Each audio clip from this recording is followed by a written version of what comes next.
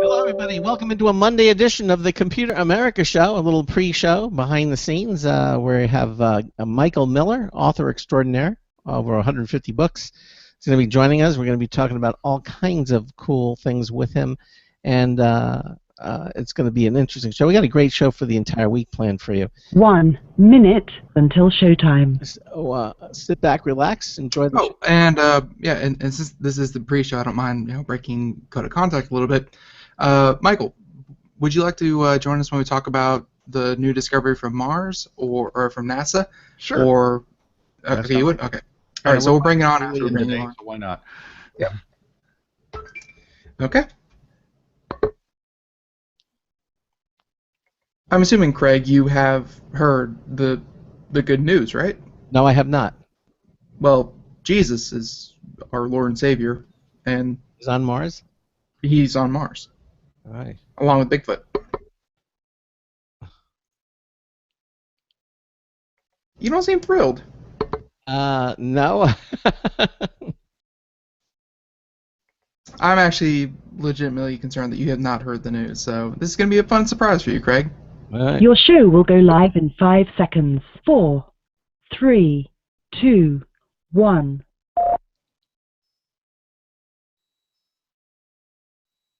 Broadcasting live, it's America's longest-running national radio talk show on computers, Computer America, hosted by national columnist Craig Crossman. Look for Craig's weekly column in your favorite newspaper. This show is being beamed nationwide at ComputerAmerica.com. Keep it here for technology news, computer products, guest interviews, and your phone calls. You're listening to Computer America. Hello, and welcome into the Computer America Show. It's the nation's longest-running, nationally syndicated radio talk show on computers. Computer America is heard around the world and coast to coast. And I'm your host, Craig Crossman.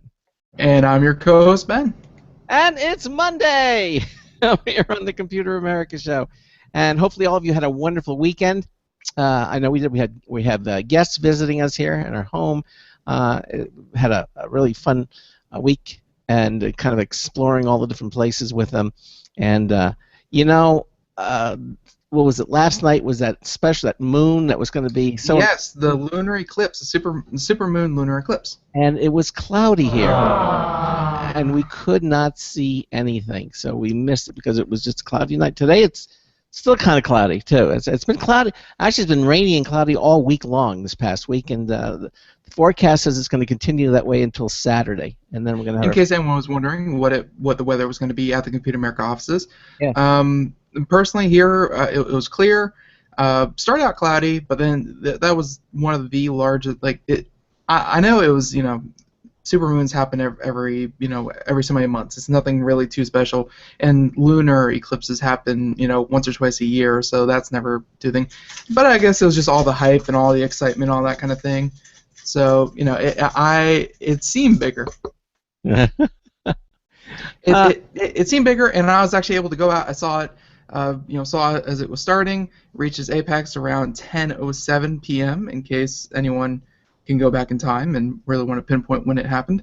Mm-hmm. But I remember standing out there, and yes, I screamed at the top of my lungs, like I was, like this was 3,000 years ago, and hopefully all of you got your goat sacrifices in time, because if you did it before, that's good. If you did it after the whole lunar eclipse happened and the blood moon happened, then all of your goat sacrifices do not count. Sorry to say, your crops will go barren. Did the moon look different? I mean, looked red. Absolutely red. Yeah, red, light orange, that kind of thing. And I was standing out there in the middle of my street. I'm sure my neighbors almost called the cops on me, but I remember yipping, I guess would be the closest noise, in a quiet suburban neighborhood. It is what it is. But it just kind of hit me that if this had happened 3,000 years ago, 2,000 years ago, that kind of thing, in cultures all across the globe, not just in any particular, culture, then, people would be losing their minds. Like, this would be a sign of something either very, very horrible or very, very good. You could have claimed responsibility. Says, look what I did. I turned the moon Blood red. See, but I feel like that's something you don't want to claim because Blood Red Moon, it seems a little ominous. So maybe someone might land a stone upside your head. But at the same time, it was very enjoyable out there. The next time this whole shebang is going to happen is in 2033. Wow. So 18 short years later, you'll get a mulligan. Okay. Well, that being said, again, welcome. I had fun. Yeah, I had a lot of fun. You had a lot of fun. And we have author, correspondent Michael Miller joining us here for both hours. We're going to be talking about all kinds of interesting topics, including, of course, Windows 10. We can't seem to get away from that, although we really want to. But we're going to be talking to him. If you have a comment or a question about anything we're talking today, give us a call. We'd love to hear from you. We are live. This begins our third week in our new time slot, 3 p.m. to 5 p.m. Eastern, Monday through Friday. Give us a call, 347-884-8881. That's 347-884-8881. We'll get you on and get you through. We also have, if you don't want to go on the air but you still want to get your question in, go to any page at computeramerica.com. On the upper right-hand corner, it'll say Submit a Question. Just click that, and you'll go to our question submission page. You can ask a question, click the Submit button, and Ben and I will see your question or comment immediately, so we can ask it of our guests or answer you. The other thing is that you can also not only listen to the show, but you can watch the live video stream. We stream our live video now at computeramerica.com. Just go to the show lounge. It's on any page. You'll see it there, show lounge. The video stream will begin automatically, and you can watch the show. You can see myself. You can see Ben. You can see Mike today. He's our guest. You'll be able to see him. Although he's looking a little bit like Casper the Friendly Ghost, and we'll tell you why that is. And it's not only because it's in our daytime show. Maybe it's in honor of our daytime show that he seems to be looking that way, but that's not really the case. But we'll get to that. So you can see him, and also Ben has the technology to display websites, movies, videos, so you can see those as well. Just makes for a better listening and watching experience.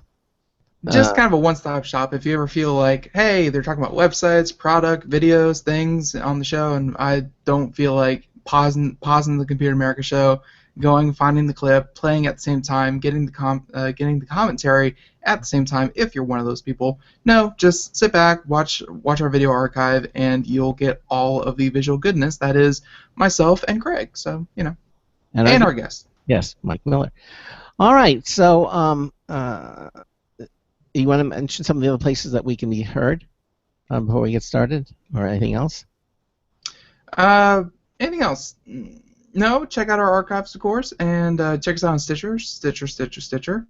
Not to be confused with Stitch. And, other than that, though. SoundCloud also now carries our show. SoundCloud as well. And we should also, let's bring on our guest, and then we're going to talk about the big news that I guess Craig doesn't know about because he doesn't seem too excited. No, I hadn't heard it. All right, so let's bring our guest on, and then we'll break the news to Craig. All right, Michael Miller, of course, is the author of well over 150 books on technology, so this is The Idiot's Guide to Google+, and My Pinterest, Facebook for Grown-Ups, as well as many other subjects, too, like The Idiot's Guide to Conducting Music and B2B Digital Marketing. As I said, he is one of our Computer America correspondents who appears here every month. Mike, welcome into Computer America. How are you, sir? Hello, gentlemen. I am fine, and you guys today? We are good. We are good, and I must say you are looking amazingly wonderful. Yeah, and anybody who's looking in on the Google Hangout will notice that my webcam, or the webcam software actually, is not compatible with Windows 10, apparently, which I just installed on this machine. So I look a little bloomed out. Yeah, more pale than I generally am. So. Those Windows webcams in Windows 10, no, you can't really know, from those first-party sellers. You just never know. Yeah, well, I mean, considering it's a Microsoft webcam with Microsoft software, of course you wouldn't have expected it to work with the Microsoft operating system. I mean, that would be asking way too much. Of course. But you actually look a lot younger, I have to say. It takes all the wrinkles out of my face. All the wrinkles out of your, it's almost like Casper the Ghostish kind of looking, but yeah, you do. Well, I've been up in Minnesota for 7 years now, and we're all a little pasty and pale up here. Yeah, but it's a bit much. But we're glad to have you here. Glad to have you here. Yeah, exactly. So now the I guess that you wanted to mention some news that I evidently we're entertaining guests here at the Crossman household, and so we're not as tuned into news and stuff.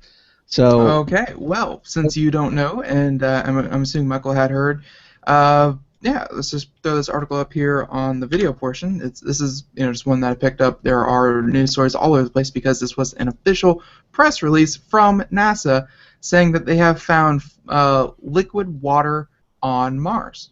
liquid water. Like not just evidence of liquid water sometime in the past, not just proof of erosion and things like that. No, they have actually found liquid water on the surface of Mars. Wow, that is big news. Yeah. So, Michael, I don't know how much you heard about this thing, but immediate thoughts or any comments? Or Yeah, it's pretty exciting. What they discovered actually a couple years ago, this guy who at the time was just an undergraduate student at I forget which university he was at, but they discovered these look like they call them RSLs, and I don't remember what RSL stands for, but they look like little streaks coming down certain mountainsides in certain places in certain pictures. And they did spectral analysis of this and did all the magic that they do. They discovered that, yeah, it's water. At certain times of the year, when it's warmer, that water apparently flows down from certain spots on Mars. Which, what I find fascinating is because warmer is relative. I mean, they're talking about minus 20 or so centigrade, which, whatever that translates into Fahrenheit, somewhere around 0 for us. Mm-hmm. And water is still flowing because it's salt water. It's very briny water, therefore it has a lower freezing point, and therefore it flows out. Right. Yeah, that was the thing, is it's very much the thing that you were just talking about, where the temperatures make a difference. But I'm sure anyone out there who lives in the Mile High City or any higher altitudes, water doesn't necessarily always boil or flow or keep the same state. Water water's not always 32 degrees is freezing and 212 is boiling. No, those are all relative based on the atmospheric pressure. And so on Mars, you have relatively 0. I think it's like 0.6 of what it would be on Earth. So to find liquid water on a place that has almost 0 atmospheric pressure means that first of all, it has to be very, very salty. That keeps the boiling point at a very high point, so it doesn't just boil away. And another thing is it's it must be a lot colder there. Right? This water is very cold, very salty, and just not like it's melting during the summer, and then in the autumn it dries up completely. So it's not like some kind of weird, ever-flowing spring we found on Mars. No, it's completely seasonal, and all that kind of stuff. But salty, cold, not exactly like the water we have here on Earth. Don't think it is, because it's these temperatures aren't Earth-like temperatures for water. But at the same time, it's liquid water on Mars. That's very important. Is it conducive to life? Salt water, I think, is more conducive to life than fresh. Well, they don't know. Certainly this leads to a greater prospect of finding life. I mean, one thing is they just know that it's here. They don't know exactly where it's coming from or how. They don't know whether there are water deposits under the ground, whether there's some sort of spring, whether it's just condensating from the atmosphere. I mean, these are the next questions to ask. Okay, now that they know the water's there, where is it coming from? And now that they know it's there, now they can develop a probe or a mission to go and evaluate it more. I mean, it was kind of stumbled upon by accident, and now they can pinpoint it as this is something we definitely have to evaluate in future missions. Yep. And it looks like the next possible mission that could investigate something like this, I believe they're launching a new rover in the year 2020. So that's probably the first time that they're probably going to aim directly for one of these. The only other thing I think is going to be a little bit cool is that the place where they took these pictures and they found them, they've named it something. I completely forgot what the area is called, but my Martian geography is completely awful. But it's the same location, oddly enough, that the new Matt Damon movie, The Martian. The Martian. It's the same area that movie takes place on. Did they see Matt Damon up on there? Any shots came back? I doubt it. Yeah. So But yeah, one thing they have to be careful of now that they know there's water there and that water can be conducive to life, they now have to be extra careful on not contaminating it with earth Right. microbes and such. I mean, I guess when you're just driving across a rocky landscape, who cares? You're not, if you leave some evidence behind. But, they don't want to contaminate the native water source with, germs from earth. It would spoil the scientific results. It could lead to all sorts of messes. So it kind of it refocuses a lot of things in our future efforts. Yeah. That happened once, I believe, where they sent a rover up there, and they're like, "Oh, look, we found evidence of microbes, on our lunar rover," because it was digging into the soil, getting soil samples. But then they're like, "Oh, wait, one of our guys accidentally sneezed on it or whatever, and it's just Rick's microbes. It's not Martian microbes." So that has happened before. We got to be careful where you sneeze now. Oh yeah, for sure. And especially with when you use one of the Kleenex, you just can't throw it on the ground now. You have to put it in a proper disposal. What? You know. It's Mars. It's 1.6 times the size of Earth. You can throw that Kleenex anywhere. There's plenty of room to litter. There's a $500 fine for littering on Mars. Who are you paying it to? Marvin the Martian. Yeah. Oh, he doesn't have a nose. Why would he have tissue loss? I don't know. What Okay, I great. find fascinating in this whole search for life thing is our search and what we consider life is so Earth-centric. In fact, it's so human-centric. We're looking for, beings with one head and two arms and two legs, or microbes that look like Earth microbes. And who's to say that life can't take many, many other forms? I mean, the fact that we're talking about arms and legs and heads is very human-centric, very Earth-centric. A creature from another planet might not have arms and legs and heads. It may not be made of carbon. It might not be a carbon-based life form. And we're saying that, well, because there's water, that's going to be conducive to life. Well, water is conducive to the type of life we know about. But what else could be out there? I mean, there's crystalline life forms. I mean, the Andromeda Strain, the movie that was about crystalline life forms. Mm-hmm. But I bet you those crystalline life forms, I never saw the movie, but I bet you they're still bilateral beings. They're still, if you took it down the middle and compared the left side to the right side, it would be a complete mirror, which is what we are. So I bet you those crystalline life forms were still two arms, two legs, and a head. It's that's just a very human way to look at it. But hey, that's what people grew up on. They watched Star Trek and saw all these different aliens from all these different planets, and every one of them was, in at least some shape, human form. That's not all of them. Some of them were energy form, life-based forms, and I mean. But you got to admit, between the Twi'leks, between the Klingons, between any the Borg, just any of them, they're all human shapes. They look like humans with bad makeup. They all did. Right. Oh yeah. Well, obviously with movies today and CGI, we can come up with something a lot more creative. But we don't. But we have to look.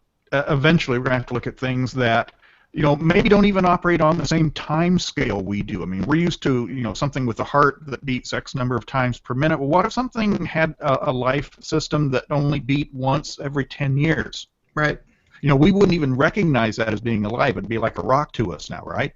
Or something that operated on a much faster time frame, something like a fruit fly on steroids, or beings that are all energy or that have no physical manifestation. I mean, now granted, you got to start somewhere, so I guess we'd start looking for things that look like us, or like things that we know of, like microbes and germs and that sort of thing. But there could be life in all different forms out there that we don't even know how to look for. Right.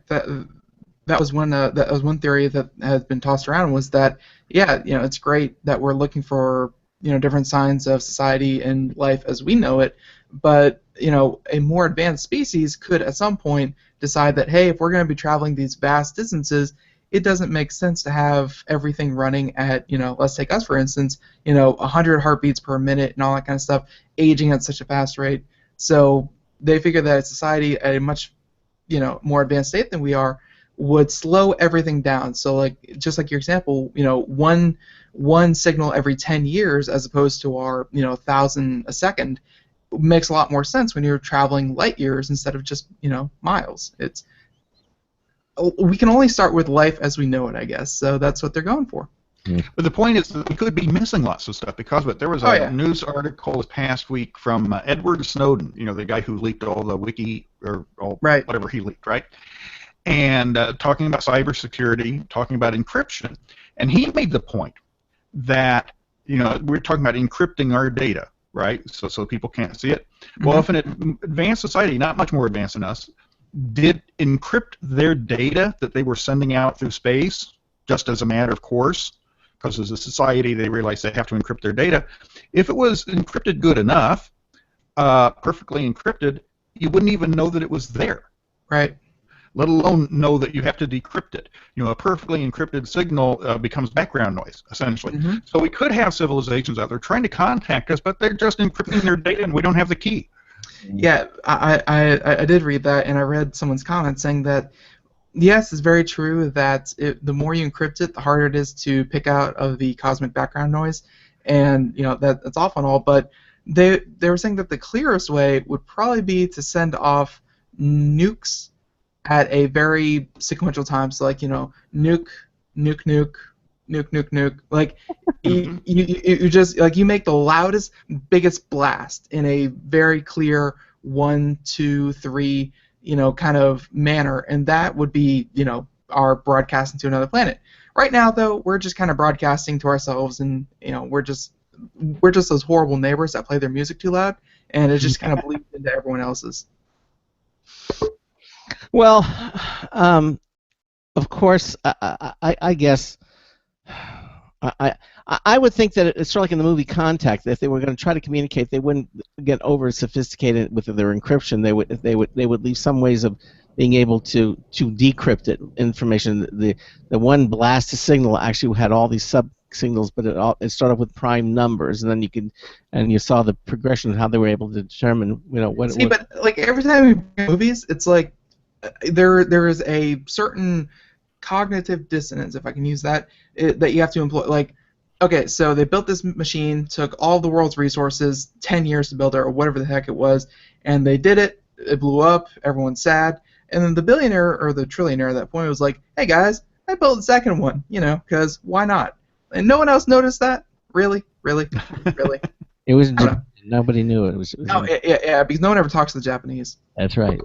But you do have a point that if an advanced civilization wanted to contact us, you'd think they'd just be able to figure out a way to do it, which leads to the long-term conundrum. I forget the phrase that's applied to this, the name of it, but that the fact that we haven't seen any aliens probably means that there aren't any.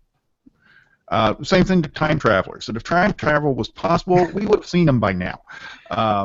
And the same thing with aliens, that, okay, if they wanted to contact us, well, why haven't they? So either they don't exist, or they really don't care about us all that much. Or maybe we have seen it. There's that famous thing from Charlie Chaplin where they think they caught a woman back in, was it when the... Oh, yeah, those photos, there are tons of those photos, and they've all been disproven and that kind of thing. I haven't read disproven. Where? I didn't read anything about being disproven. Go to Snopes. You'll find all the information you ever need to know. But in most cases, they're just things that could have happened, or clothing that people could have had back then that may not have been common, but it certainly existed. And let me ask you this. Mike, during the bottom of the hour, do you think you could switch back over to the former version of Windows, because you are breaking? What?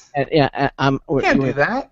You can do it at the bottom of the hour? Or? No, you can't. I'm on a computer. It's running Windows 10. I can't downgrade.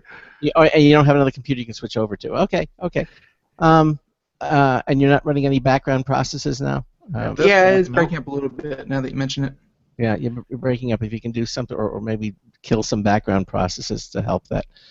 All right. Anyhow, Mike always sends us a list of questions and topics that he'd like to discuss, and we're going to focus on those, starting with the first one, which is the Windows 10 update. Evidently, there have been 3 new technical previews since. Yes, those technical previews that everyone most people kind of assumed that after Windows 10 was released, there'd be no longer need for a technical preview program because, hey, Windows 10 was out. But they kept it around. They decided that, hey, this is still a pretty good tool, and anyone out there who wants to be on the cutting edge, test new tools, test new ideas, and get those features before everyone else, they kept it around. There have been 3 new ones, and I guess Mike has, I guess he's been following along with the tech. Yeah, with the I mean, you know, technical we reviews. have to come to grips with the fact that Windows 10 is not a finished product and will never be a finished product. It is a work in process. It will be continually changing, continually updated, just like your favorite website or cloud-based software. I mean, it's just they keep on working on it all the time. It's never finished. It's just what it is. So, you know, in order to test the changes that they want to foist on the general public, Microsoft has kept this technical preview program alive, essentially as a beta testing program, okay? And since the release of Windows 10, about 2 months ago now, we've had 3 of these technical previews. 2 of them literally within 1 week. It was kind of odd. It's like I didn't even get the one installed before the next one came. And so they're introducing, it's not necessarily that they're introducing new features to it, but they're really adjusting the fit and finish. So they are, you know, changing the way that the right-click options menus look. They're, you know, putting a few more options here and there. They're, you know, making the title bars on Windows so that you can have color on them now. In stock Windows 10, they were just kind of plain. You know, little fit and finish things. But it also means moving some settings around, you know, in the settings menu, and adding some additional settings to better control things. I mean, they're just kind of fine-tuning it. And what's going to happen is sometime in the October-ish time frame, and that might mean November, okay, knowing Microsoft, they're going to release all of their planned changes into one big update for the general public. It'll be an official update that'll get released. That, again, essentially what the technical previews have been testing. They're going to formalize, roll them all up into one. So everybody, you know, sometime in the next month or so, will get a full new update to Windows 10 with these fit and finish changes on it.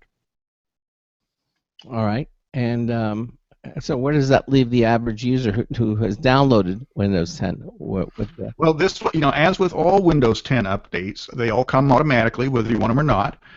So, you know, one day you will get a big-ass update, a big download as opposed to the little downloads we've been getting, that will incorporate all these changes in them. Now, how Microsoft will make that known to people, I don't know. You know, for the technical preview program, it's out on a blog, and we get, you know, the emails and whatnot, and we know what's going on. For the general public, they're going to have some way of saying, oh, by the way, this thing that you've gotten used to in the past month or two is now over here instead. Because I think otherwise people would be confused. I mean, you know how that works. I mean, whether you're using Google Docs or Google Spreadsheets or the Adobe CS Suite online, I mean, they just introduce new features and change things around whenever they can, whenever they want to, which is confusing to users. I mean, you're using it one day and all of a sudden there's a new menu there or whatever. And I don't think the software companies have yet kind of figured out how to best position this and market it to their users, that they're making these changes. In most cases, the changes are good, but they're still changes, and you want to be made aware of them. You just don't want to stumble over them someday. So that's something. The communication aspect of it is something that I think still needs a lot of work in the industry. But that's what we're going to find in Windows. Right. I don't think that Microsoft, you know, themselves really need to communicate that clearly about what they're changing, what they're not. I think most people that have Windows 10 right now purchased. 1 second. Sorry about that. Yeah, but that dog was in chains, but whatever. Anyways, you kind of signed on to Windows 10. Yeah. You signed on Windows 10. You got it for free. Most people got it for free, or if the rare few people who actually did pay for it, you paid for it. But it's right there in their end user license agreement that, hey, this is subject to updates. You keep it up to date, and that's just the way things are going to be. You know, that was one of the big kerfuffles we had with Windows 10 was you keep it updated no matter what. Like, you can't forestall updates. So no, you can't, because Microsoft wants everybody running the latest, greatest, most improved, bug-free version. And that makes perfect sense. Okay, so what's the best way to do it? Well, you just make everybody do it. Is the way you do it. And so that's what we're going to have. Again, my kind of mini beef, and it's a mini beef, is, okay, if you are making some changes, major or minor, how do you let the users know that? You know, I mean, you take a given setting and, you know, you're used to going here, and all of a sudden on Wednesday it's not there anymore. It's someplace else. Well, you know, somehow or another they need to communicate that to the user base. I mean, You can say it's a courtesy, but it's really more than a courtesy. It's a functional thing. And I don't think anybody does that well. I mean, Google with their online docs and Adobe and all the websites, I mean, when they come out with a new feature that they don't tell anybody, it's just there one day. And they need to get better at that. I mean, be more customer focused in that regard. Okay, but again, we've always known, unless you're an enterprise version, you can forestall the upgrade. But if you're a consumer user of Windows 10, you're going to upgrade, and there's no arguing. Yeah. It's brutal. Now, what will be interesting is that when we get these technical previews, it literally is reinstalling a new version of Windows. Okay, it's not like the normal patch that you get once a week. I mean, it's a full 3-hour install. And what we don't know is when this cumulative upgrade comes sometime in October, whether it will be a complete new install for everybody or whether they'll be able to do it in a patch fashion. I certainly hope and pray it'll be done in a patch fashion. I don't think regular end users want to be, doing a new upgrade and install thing every few months or so. Hey, Mike. But Microsoft hasn't said. All right, listen, we're at the bottom of the break. Mike, I'm going to ask you to drop and try to reconnect and see if we can get a better audio connection. And if that doesn't work, we'll just have you turn your camera off, and we'll continue on, okay? Okay. All right, you listen to the Computer America Show. Michael Miller is continuing on with this. We're going to break for a few moments. I got a new news tips bulletin review. Also, stay with us. Sometimes disaster strikes. Data can be lost due to many different reasons. Accidental reformatting, power spikes, virus attacks. Zero Assumption Recovery provides a suite of highly effective and thorough data recovery software for Windows operating systems. ZA is suitable for home users and small businesses who need a powerful data recovery solution for Windows and Linux file systems. Go to z-a-recovery.com. Sometimes disaster strikes. Data can be lost due to many different reasons. Accidental reformatting, power spikes, virus attacks. Zero Assumption Recovery provides a suite of highly effective and thorough data recovery software for Windows operating systems. ZA is suitable for home users and small businesses who need a powerful data recovery solution for Windows and Linux file systems. Go to z-a-recovery.com. Hi, this is Craig Crossman, host of the Computer America Show. You have important meetings to schedule. Your company's getting ready for its IPO, and you're in charge of the PTA fundraiser this month. So how do you coordinate everyone to be available at the same time? Are you still using emails, phone calls, even text messages to schedule meetings with a group of people? How's that working out for you? Not so great, huh?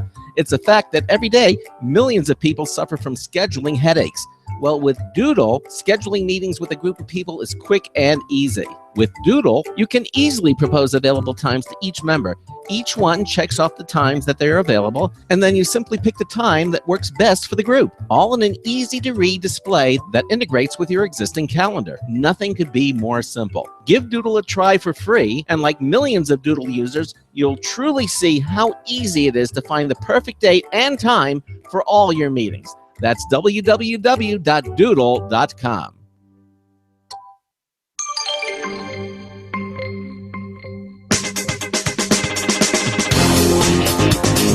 Spreading projectors, take that off the resume. Oh, hi, it's Marty Winston with a News Tips Bulletin Review for Computer America. This time, Anycam. Anycam is a Windows utility from 10Flow that lets you cheat at video monitoring. If you know IP addresses of cameras, the odds are it can connect to those cameras and let you keep an eye on them in a resizable desktop window. We got that to work with one camera that theoretically only works on an Insteon system and a Motorola camera that doesn't want to get used without a cloud app or a web feed. Note that it's only a viewer. You don't get to use it to configure or point the connected cameras. We keep it in a corner of a side screen to keep an eye on packages or visitors at the front door. Bottom line, 10Flow Anycam is a quick, easy, and non-frustrating way to keep watch on what vidcams are watching without dedicating a smartphone to that function. Marty Winston, News Tips Bulletin for Computer America. Welcome back to the Computer America Show. It is 33 minutes past the hour, and we have Michael Miller. He is a prolific author that writes tons and tons of books and is very knowledgeable on many subjects. And with Martians and aliens out of the way, we have moved on to Windows 10. and the Windows 10 technical preview, how there have been 3 of them, and how they're tweaking and testing and trying different things that I guess at the end of the day make it to the end user just a little bit later and a little bit more polished than they would if you were on, let's say, the technical preview. So hopefully he's disconnected and reconnected to us just fine. And now we are, I guess we're still on that. And all these technical previews, when is the next big one? Because Microsoft, I think, did mention something about a pretty large revamping of not just Windows 10, of Windows 10 as well, but of the Xbox One system and all that kind of stuff. They're pushing out a lot of new updates in October. So are we seeing anything on that front in these technical previews?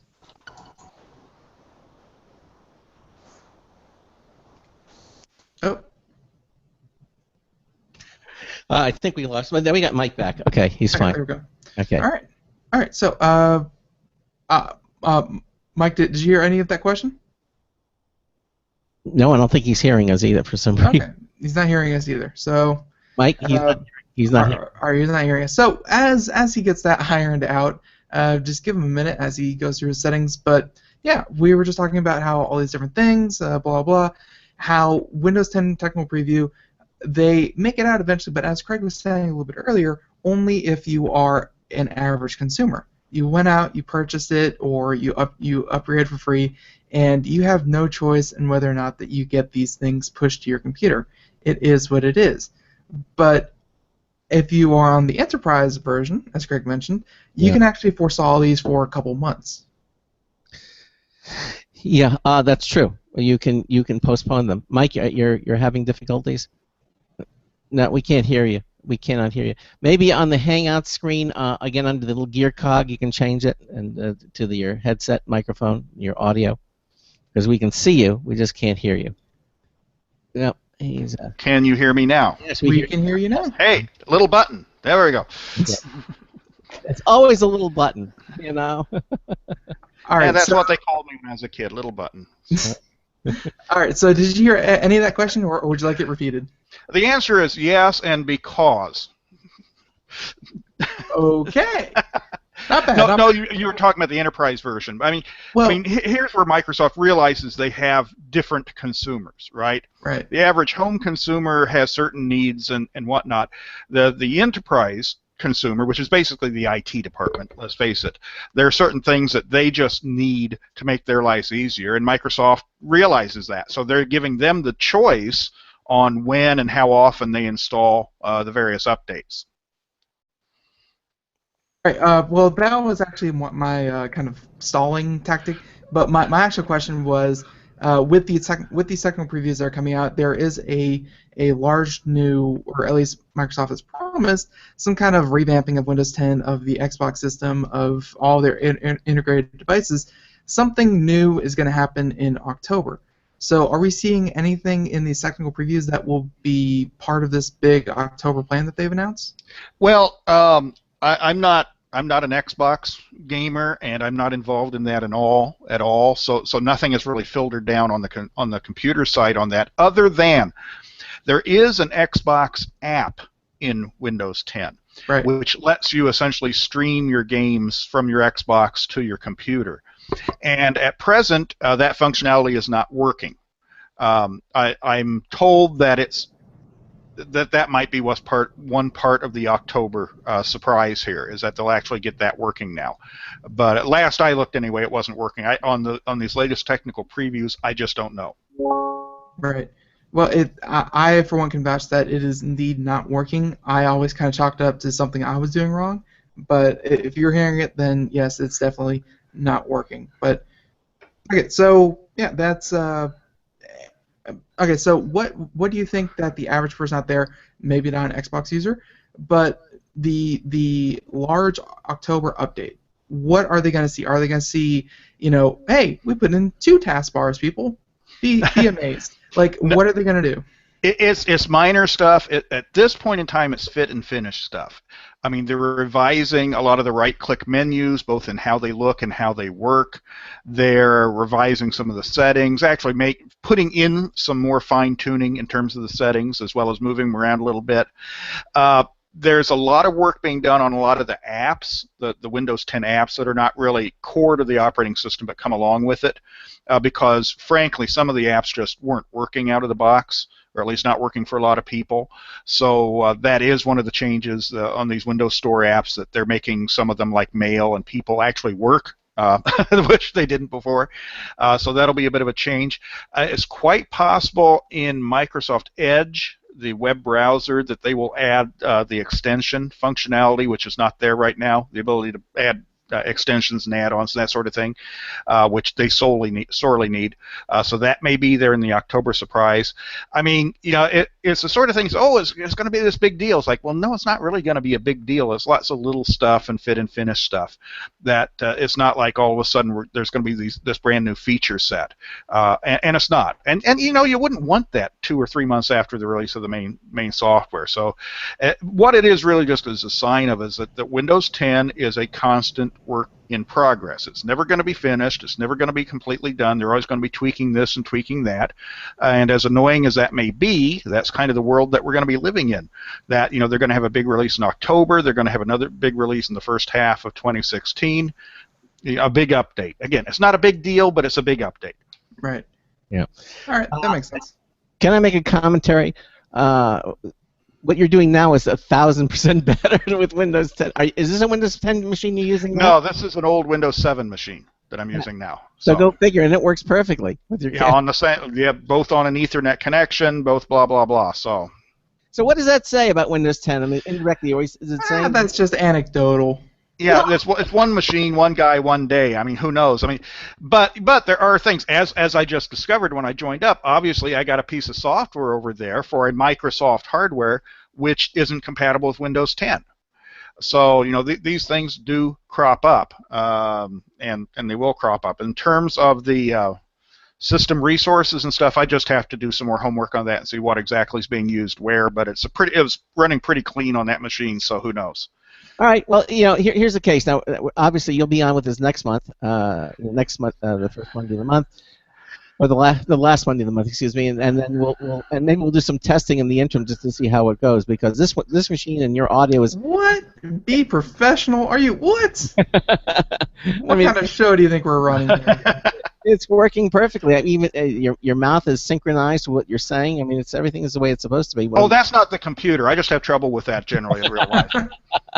And you know, my mouth generally runs a little bit before the brain working. So yes. And your wrinkles are back. Jeff Dunham syndrome. I hear you. And your wrinkles are back. Yes, exactly. So you look. So okay. So anything else you want to comment about the Windows 10? Well, no, other than it just keeps on becoming more and more available. When we talked last month, you know, a month ago, that machine back there that was giving me trouble had not had the Windows 10 update downloaded to it yet. Yeah, okay. That just came through about a week ago, that the update was available. So, you know, there's still a huge number of people out there who haven't been able to upgrade to Windows 10 yet. So that's coming. And let me suggest that you, of all your machines, don't upgrade the one that you're using, because we need to have this as a fallback, okay? So I try and keep one older machine or one operating system behind going. The other thing I will note, you know, I had been upgrading Windows 8 machines to Windows 10, and obviously there's a huge difference between Windows 8 and Windows 10. But this was a Windows 7 machine back behind me, and the upgrade to Windows 10 was such that you almost didn't know it was there. I mean, my grandkids use that machine to play games sometimes. They use the machine with the expensive microphone on it to play games, and they didn't know that anything was different about the machine.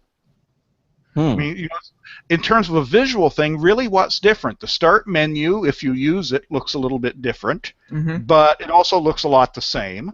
The taskbar is a little bit different. You know, the icons look a little bit different. But in general, it kind of got to me how smooth a progression this was from Windows 7 to Windows 10. in terms of look and feel and operation and everything else. It really is a natural progression.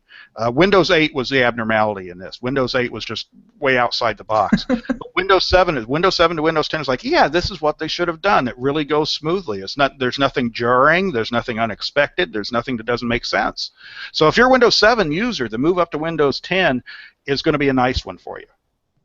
Yeah, it kind of feels like at the very opening to MindPython and Holy Grail, it's like they try to sneak all the moose in, and they're like, sorry, the writers have been sacked, and then they keep going, and then it's like, oh, and that was Windows 8, and then they keep going, and then they release Windows 8.1, and then they're like, oh, the people who were in charge of sacking were themselves sacked. We now are getting back to our program, and now we're back on Windows 10.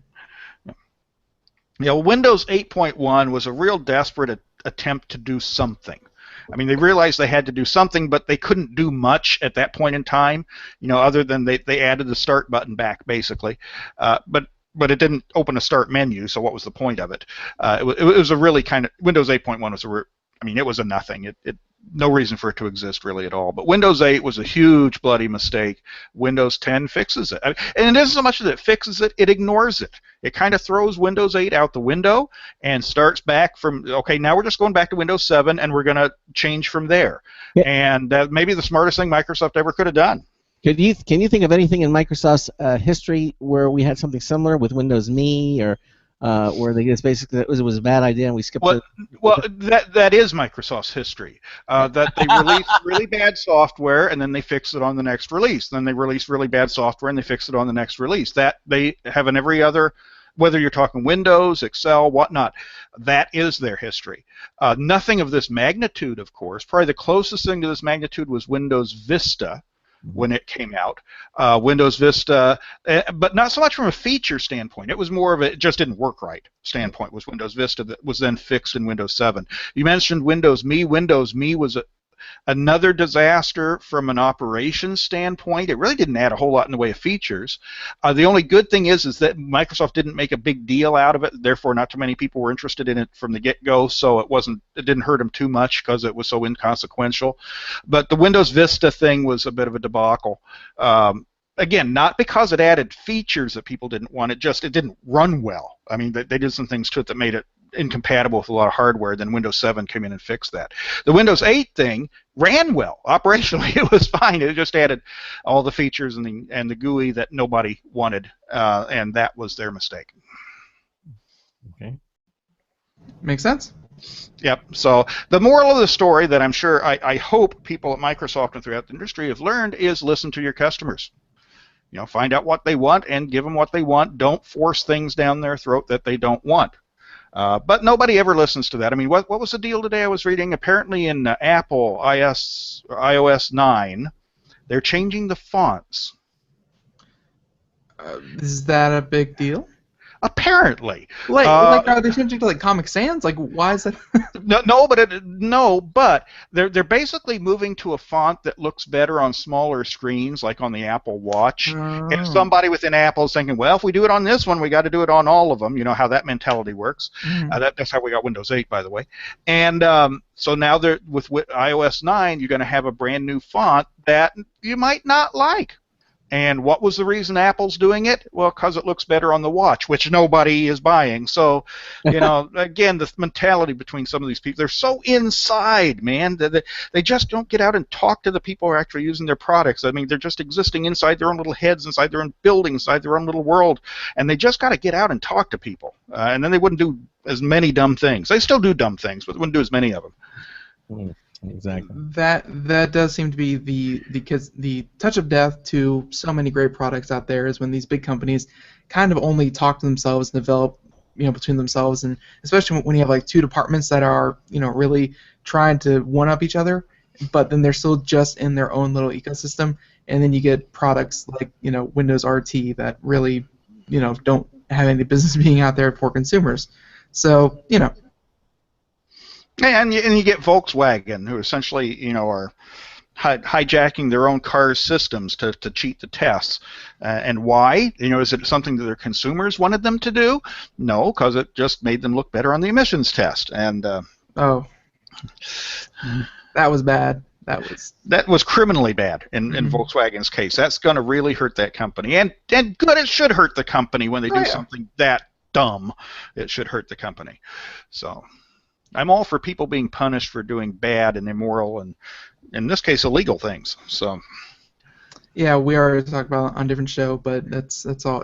We have not heard the end of that whole debacle. Even after the CEO stepped down, that's definitely not going to be the end of deceiving entire markets and selling hundreds of thousands of cars under the pretense of something different. That's awful. Well, I read an article today along these lines, which was kind of fascinating, saying that essentially it may not have been fair, but it was blaming the whole ignoring the rules aspect of this on business schools. And, well, I think business schools stand some part of the blame. But they're basically saying that business schools don't teach ethics. They teach how to hit the bottom line, but they don't teach ethics. And there's something to that. There's something to that. And, I mean, whether you're talking Enron or Volkswagen or whatever, there are people who are doing things just to hit the bottom line, and they're not thinking about how it impacts their customers or the community or whether it's just right or wrong. Yeah, at the same time, it's, you know, we can get a little bit into politics here, a little bit into business practices and things like that, but of course when the penalty for doing something like that is a fraction of what it would cost to actually comply with the law, you know, that's obviously little incentive to actually change your practices as they are. Yeah, I mean, you might hate to think this, but there are people who actually do that sort of financial evaluation, that economic evaluation inside a company. Well, you know, so what if we get caught? What's it going to cost us? Will it cost us X, Y, Z? Compare that to actually doing the right thing, which would be X, Y, Z times 3 or whatever. So, well, then we'll just do it, and if we get caught, then that costs us less than if we would have done the right thing in the first place. And that's sad that they make those kind of calculations, but they do. They do. It's an everyday thing. Yeah. Hey, I just want to shout out there again. You're listening to the Computer America Show. Michael Miller is here with us. It is September the 28th, Monday, about 3:50 in the afternoon Eastern Time, and we're continuing on with what we're talking about here. Again, you know, Mike. There's nothing we can do about all this stuff, right? I mean, yeah, no, there is something we can do. We can teach people how to do the right thing. Okay. I wrote a book, a decade or so ago, a business book called Management Secrets of the Good, the Bad, and the Ugly. It was a long story behind the book. It basically sold no copies because the publisher went out of business, literally went bankrupt the day after they published my book, which had nothing to do with them publishing my book. They just were a dumb Canadian company that did dumb things that went out of business, and I kind of got caught up in the middle. But the rights have since reverted back to me, and if you go up on Amazon, you go to my website, the book's available as an electronic book that you can buy now. And what I did in the book was to try to it was a gimmick book, but I looked at 50 old classic westerns, Western movies, and out of those 50, I got a management lesson from each one.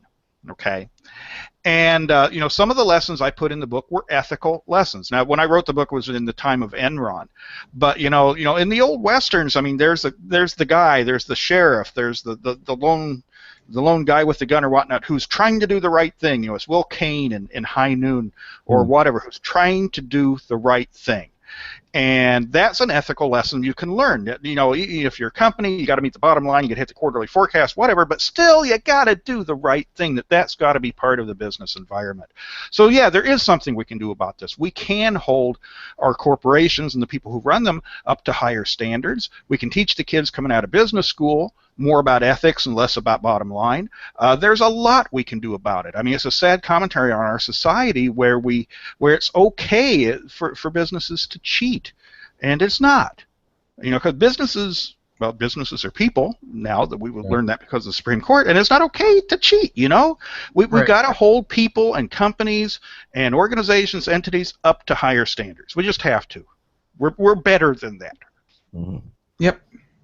All right, you're listening to the Computer America Show. Again, if you're watching our live video stream, you'll note, by the way, this is a nice little tip. If you're watching the live stream, you'll see in the upper right-hand corner it has the word live, L-I-V-E, so you know when you're watching us live.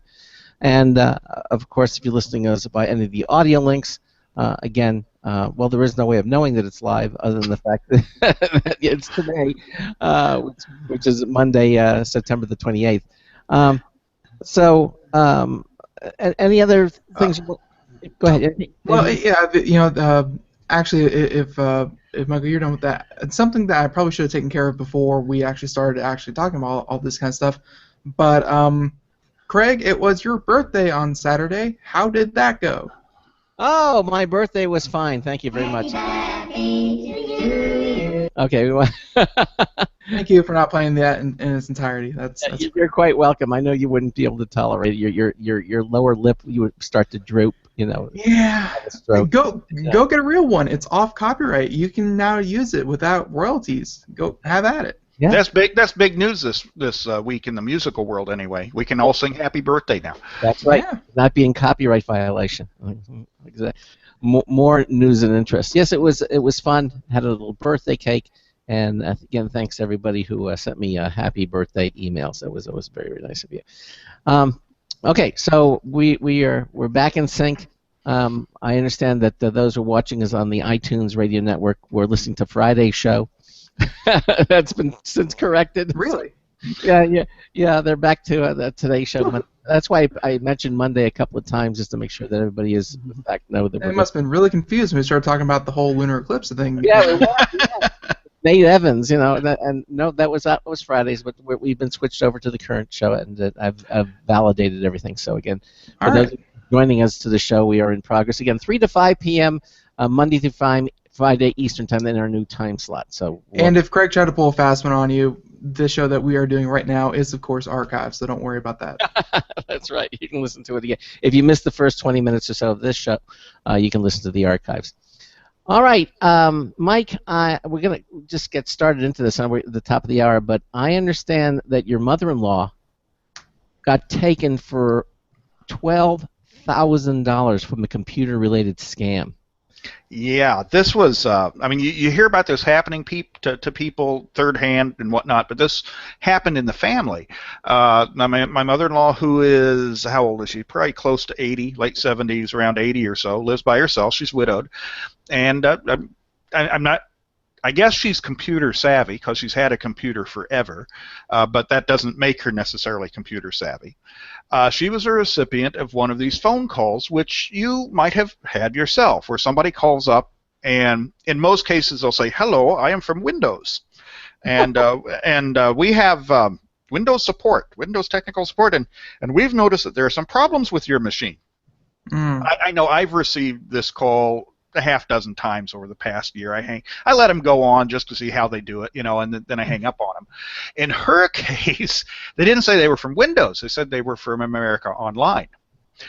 She, believe it or not, still has an AOL email address. She doesn't connect via dial-up anymore, mind you, although she did up until a few years ago.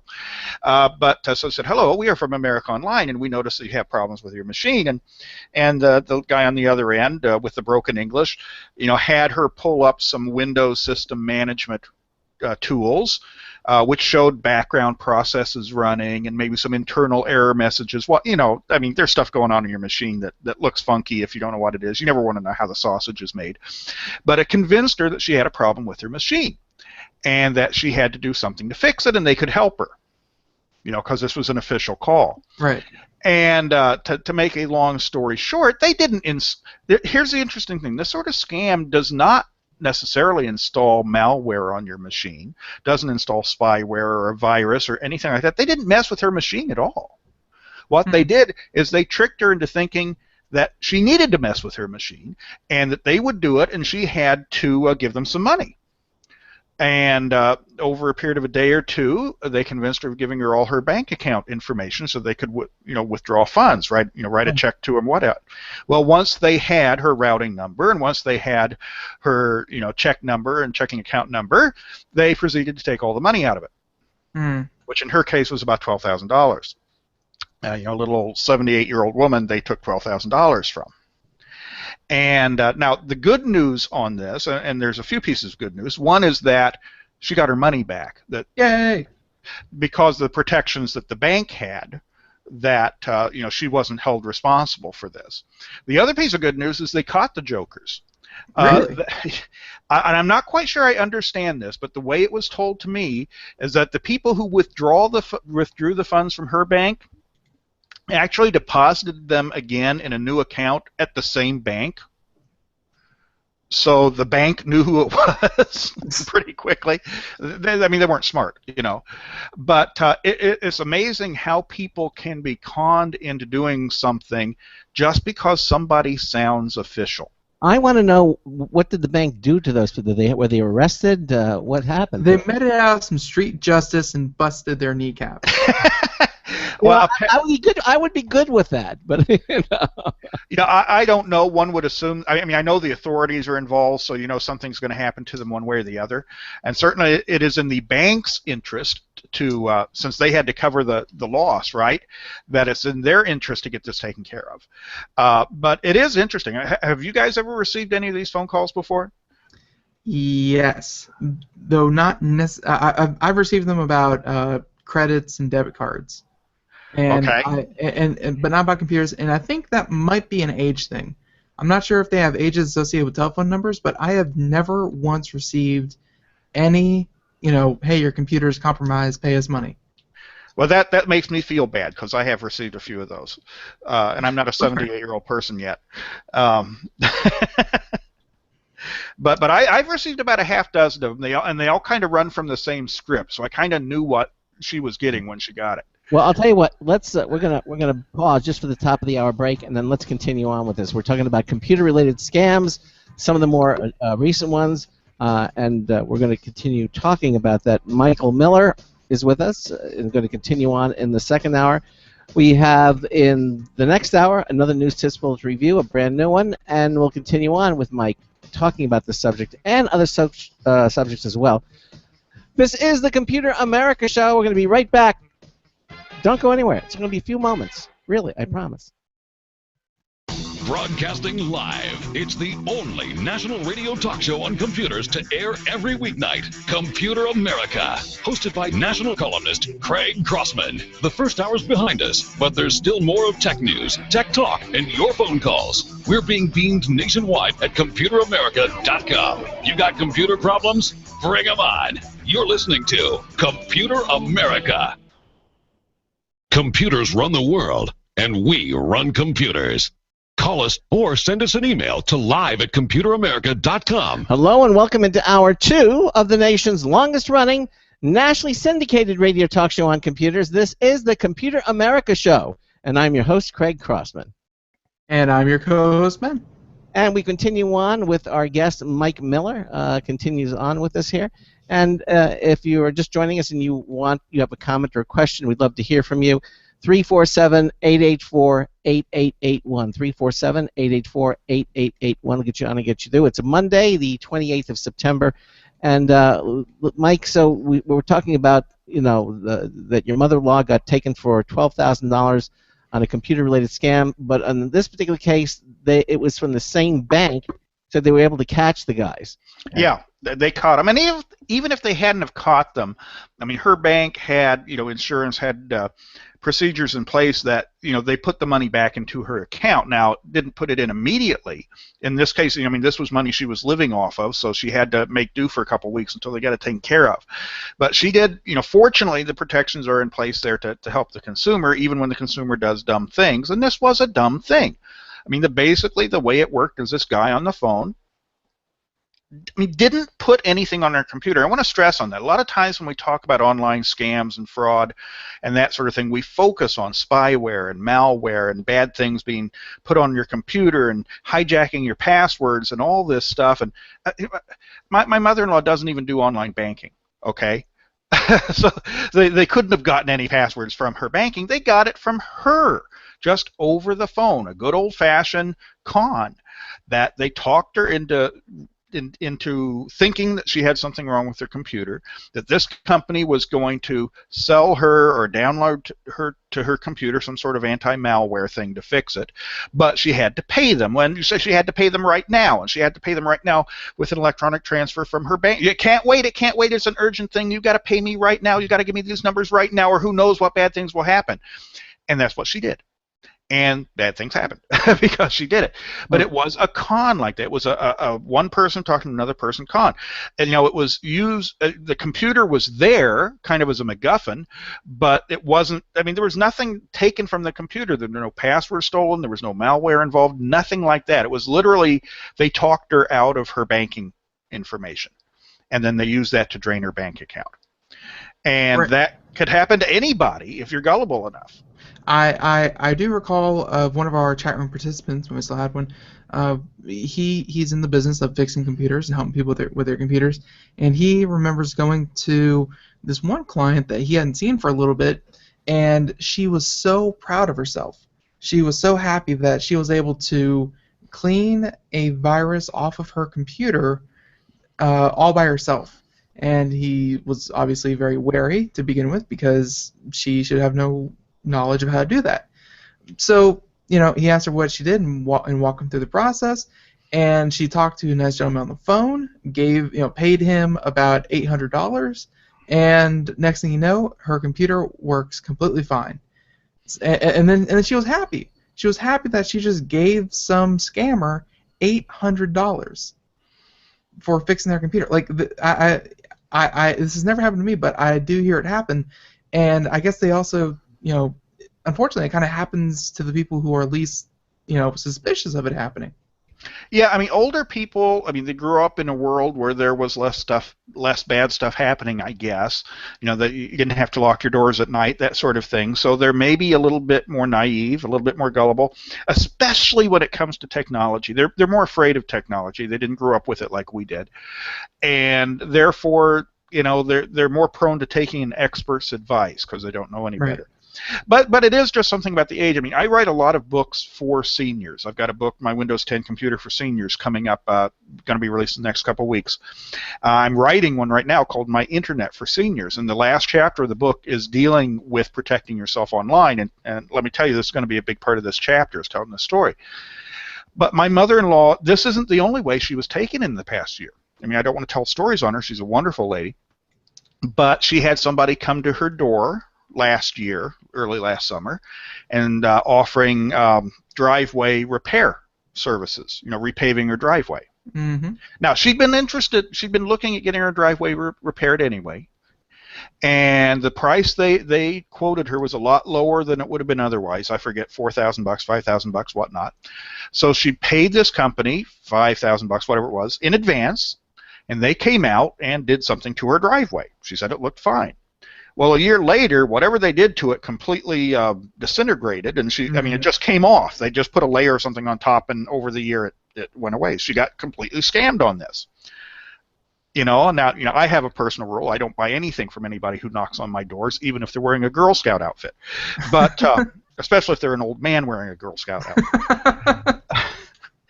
But she did.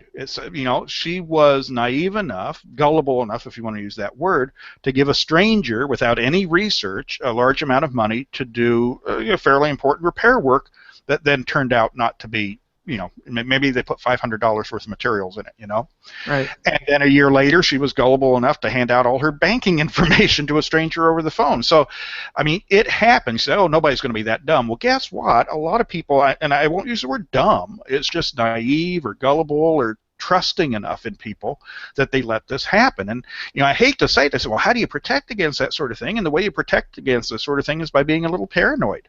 By being a little distrustful, that you don't, I don't buy anything that somebody tries to sell me. Okay, I don't buy anything I don't want to buy. I go out and do my own research. I don't wait for somebody to knock on my door. I certainly don't buy stuff from somebody who calls me on the phone. That it may not be a scam, but it might be, and you just don't do that. The only solution to this is to be, I hate to say it, but just less trusting of people, and that's a hard thing for older people, especially who've been trusting all their lives, to now all of a sudden say, well, don't trust people. But I think it's completely within the realm of fairness, because how many times do you have to any kind of important service in your life? First of all, you need 2 forms of ID. If you go anywhere else, you need a second confirmation. You need to go. Not only do you need to sign up, but then you need to confirm it with an email. And I feel like companies, we kind of expect it whenever we go through any kind of registration process, we expect it as consumers. But it's completely fair for you as an individual. This is what I've been telling people who are concerned about this kind of thing. It's completely fair for you to do the same thing. If you receive a phone call about a problem with your computer and they need your billing information, say send me an email with the details and that kind of thing. Send me something in the mail if it's from your bank. Just ask for a second, form of identification, kind of. A letter, an email, something, and that's going to stop most people from ever trying to dig further, into your business. I mean, you're absolutely right. The harder you make it for these guys, the quicker they'll just stop and move on. Mm-hmm. Because there's somebody else dumber and more quickly dumb down the street that they can go to. And the other thing is we do have, because of the internet, just a wealth of resources for checking this stuff. If you want driveway repairs or home repairs or whatnot, I mean, we've got things like Angie's List out there, which can give you all sorts of ratings on people. In fact, and you don't even have to go to Angie's List. Just Google a company's name, and you will find out, the reviews from Yelp or whatnot. So, there's lots of ways to do checking these days. And honestly, the guys who are the scammers, that if you put up a few little roadblocks, they're going to move on, and they're not going to bother you. They're going to move on to somebody who's more easily scammed. So, and there's nothing wrong with that. I mean, is that being distrustful of people? Maybe. But it's also being safe, and it's using the resources that we have available at our disposal. It's that classic TV trope of you don't have to run fast, you just have to run faster than the guy next to you.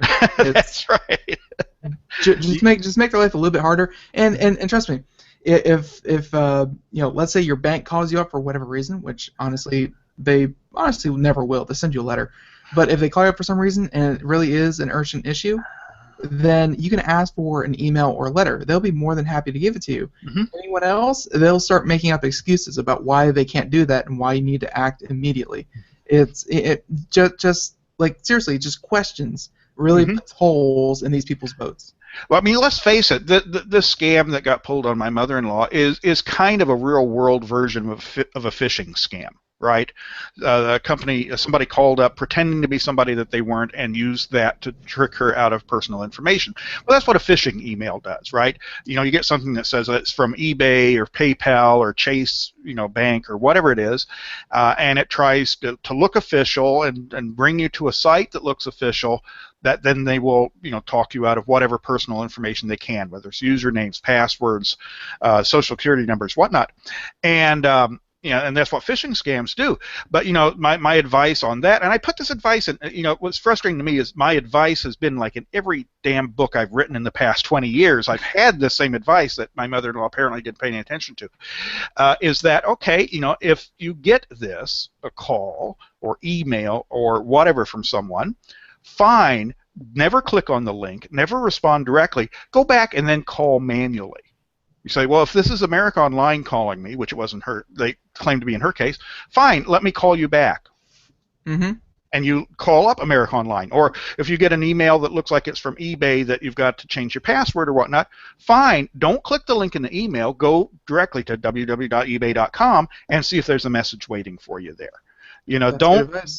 Don't do anything that comes to you. Make all your communications an outgoing communication from you. I got a dozen of these. I'm just reading one here. Here's one from PayPal Services. Dear client, we have noticed that some data from your account information seems inaccurate or unverified. You have to check your information in order to continue using our service smoothly. Please check your account information by clicking the link below. And it looks like PayPal. It's called PayPal Secure, and it says check my account. Dear Sir and or Madam, Mr. Dear clients, a tip. Also, if you look at the sending address, it isn't PayPal. No, it's not. It's coming from PayPal something or whatever. It looks like PayPal, but it's not PayPal, right? It's PayPal at SMB Bank. It's pretty close. It's pretty close. Yeah, and most people will skip right over it, right? Your mind fills in the blank or whatever there. Yeah. Mm-hmm. Here's the other one. Here's the follow-up. It says PayPal. We need your response. Again, it's that blue official PayPal look. Dear customer, we emailed you a little while ago to ask for your help resolving an issue with your PayPal account. Your account is still temporarily limited because we haven't heard from you. Craig? Yeah. Uh-huh. Did you sign up for PayPal account? Which is updates about the Pope? No. No? Oh, okay, never mind. Reading this to help us with this and see what you can and can't do with your account until the issue is resolved. Log in to your account and go to the Resolution Center, and there's a big blue button that says Remove Limitation. Sign up to. Please note that this current user and agreement will apply until these changes take effect. Yours sincerely, PayPal. And again, it looks like an official PayPal. It does. But here are the tips to look for. One, always look at the language. There, in that case, they actually use proper English. Yeah. A lot of cases they don't because it's coming from Russia or whatnot. Yeah. But even the wording doesn't sound quite right. It doesn't sound like something that PayPal would actually send out. Okay, that's tip one. Tip two, look at the sending address. In your case, it's PayPal instead of PayPal or PayPal or whatever it was. And so that's always a tip. The other tip is if you mouse over that button or mouse over the link, it's not going to where you think it's going. It's got a weird website address that it's going to. Yes, I've seen them, but and that's just in this past 2 weeks. I mean, I've got I must have like 6 or 7 of these, And again, they look very official, and the English is properly spelled out. I mean, it looks good. So, and again, but as you say, as you hover over it or you go and you look, you'll see immediately. Don't click on that. If you have any questions, as Mike says, go to PayPal.com. You can call their customer service. They give you a special code, and it's good for 24 hours. Call them, say, look, I just got this email address, and of course they'll tell you immediately whether it's it's from them, and chances are it isn't. So. But it could. I've seen them come from PayPal, from eBay, from various banks. I've seen them supposedly from the IRS. Yeah. Those are hilarious ones, the ones I've seen there. A lot of cases you can just tell from the language used. I mean, these scams are. Most of them are not coming from English-speaking countries. They're coming from India, or a lot of them are coming from Eastern Europe, from Russia and Eastern European countries, and their command of English is tenuous at best. So you'll find grammar mistakes, misspelling, punctuation errors, that sort of thing. And again, little things. You look at the sending address. You mouse over. You look at the web link. But basically, you don't even have to do that. Just don't do it. Right. I mean, 99.999 times out of 100, you get one of these, they are not legitimate. They just aren't. And even PayPal, I have received an email from PayPal saying that they would never contact you in this way, and just don't ever reply to it. Go to the website. This is an email from PayPal. We will never contact you by email, excluding this. Click this link to tell, so we can tell you how we won't contact you. Exactly right. So just go to PayPal.com, and now, of course, there's always the risk that your browser could be hijacked too, right? So when you type in PayPal.com, there are techniques where even when you try to go to the website, it's actually not their website. That could happen, but that's a lot more rare. I mean, what we're talking about here is street level thuggery with these guys. There's not a lot of effort put into it. They're going for the low hanging fruit. Okay, doing some sort of technological thing on your machine takes a lot more effort than just trying to con you into something. This is low-level fruit that they're going after here, and unfortunately, there's a lot of low-level fruit out there. Really? Okay. Well, hopefully, if it does happen or has happened to you, that you'll get. How long did it take your mother-in-law to get her money back? Quicker than I thought it would. I mean, literally a matter of 2 to 3 weeks that they got that resolved. So that was good. I mean, I thought, oh my God, we're going to have to be supporting her now, and but no, they got it worked out, and as they should. I mean, if you're paying something by credit card or a bank account, I mean, there are protections in place, which is why we don't deal in Bitcoin. I guess if they would have stole her Bitcoin stores, then she would have been out of luck there. Yeah. And the other thing, because I remember when my wife got having her money systematically withdraw small amounts from someplace in Russia. And we actually had to go to the bank, and because I knew one of the people over there, and she said, and then she said, so you never were in wherever it was, some little city in Moscow. Yeah, it's like whatever time you normally live at. Yeah. One in Russia, and then like the same day another charge to the same town you live at. It's like, are you sure you didn't go to Russia in the past 12 hours? 12 hours. She said, no, I have never left this area. So, and they fixed it. It was protected. But in that particular case, that was a few years ago, and it was just really starting to happen. So they made her come in. But now you don't even have to go into the bank. You can just no, and that actually brings up another good thing to do. Something that I do all the time is I check into my bank account, my credit card accounts. I mean, if not daily, every couple days, just to look at transactions, just in case, to be on top of things. I mean, if somebody is, whether withdrawing large or small, I want to know about it. And so yeah. Now, I will say sometimes legitimate mistakes do happen. I remember I went and bought some tires at the Sears Automotive just the other day, and evidently he took my card and swiped it, and it didn't go through. And I said, evidently we're having technical issues on their accounting system. And a little bird in the back of my head said, don't let him swipe the card again, but he'd already did it a second time, and it didn't go through. So then he had to call on the phone, and he said, no, don't worry about it, it's fine. Well, anyway, they had triple charged me. 3 times. No, Craig, you were just paying for each tire. Yeah.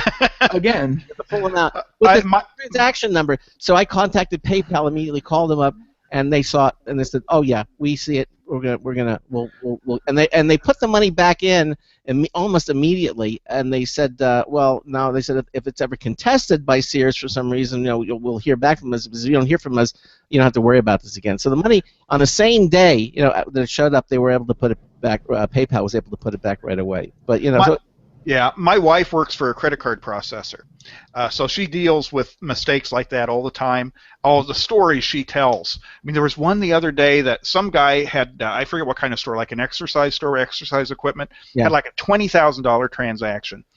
And there was a new clerk or something, and they messed up. They were like, he put in the wrong dollar amount. Instead of being $20,000, he put in $20,000.03 or something.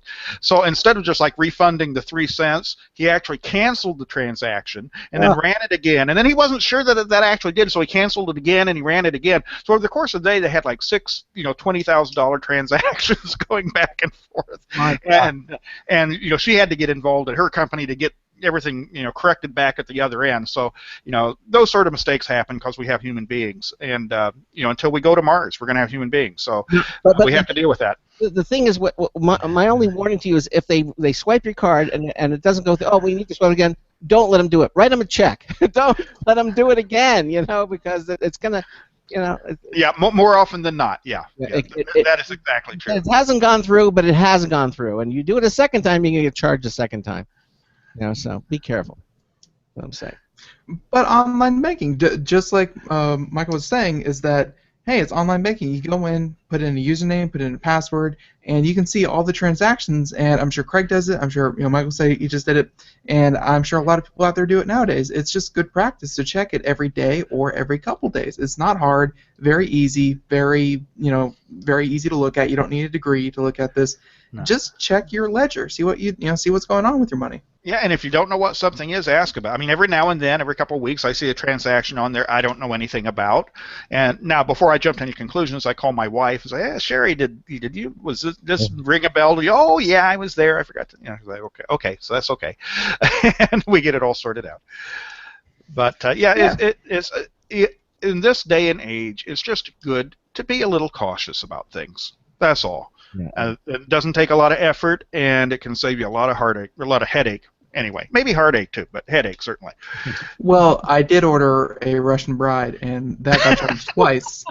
So no, you didn't order twins. Oh no! I didn't splurge. I should have. Had a 2-for-1 deal that day.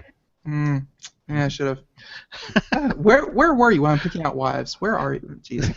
I have to write about Idiot's Guide to Buying Russian Wives. Yes. It would sell more than you think. I hope not. All right, so moving on, before we get further distracted into the Russian bride business. Okay, so be cautious, be vigilant, and you will deflect a majority of scams out there. And tell your friends, tell your neighbors, tell your parents, tell your grandparents, tell whoever it is you have to. But I believe the next thing, we have about another 10 minutes before the bottom of the hour break, so that leaves us plenty of time to get into this new book that I believe you're writing about social media for seniors.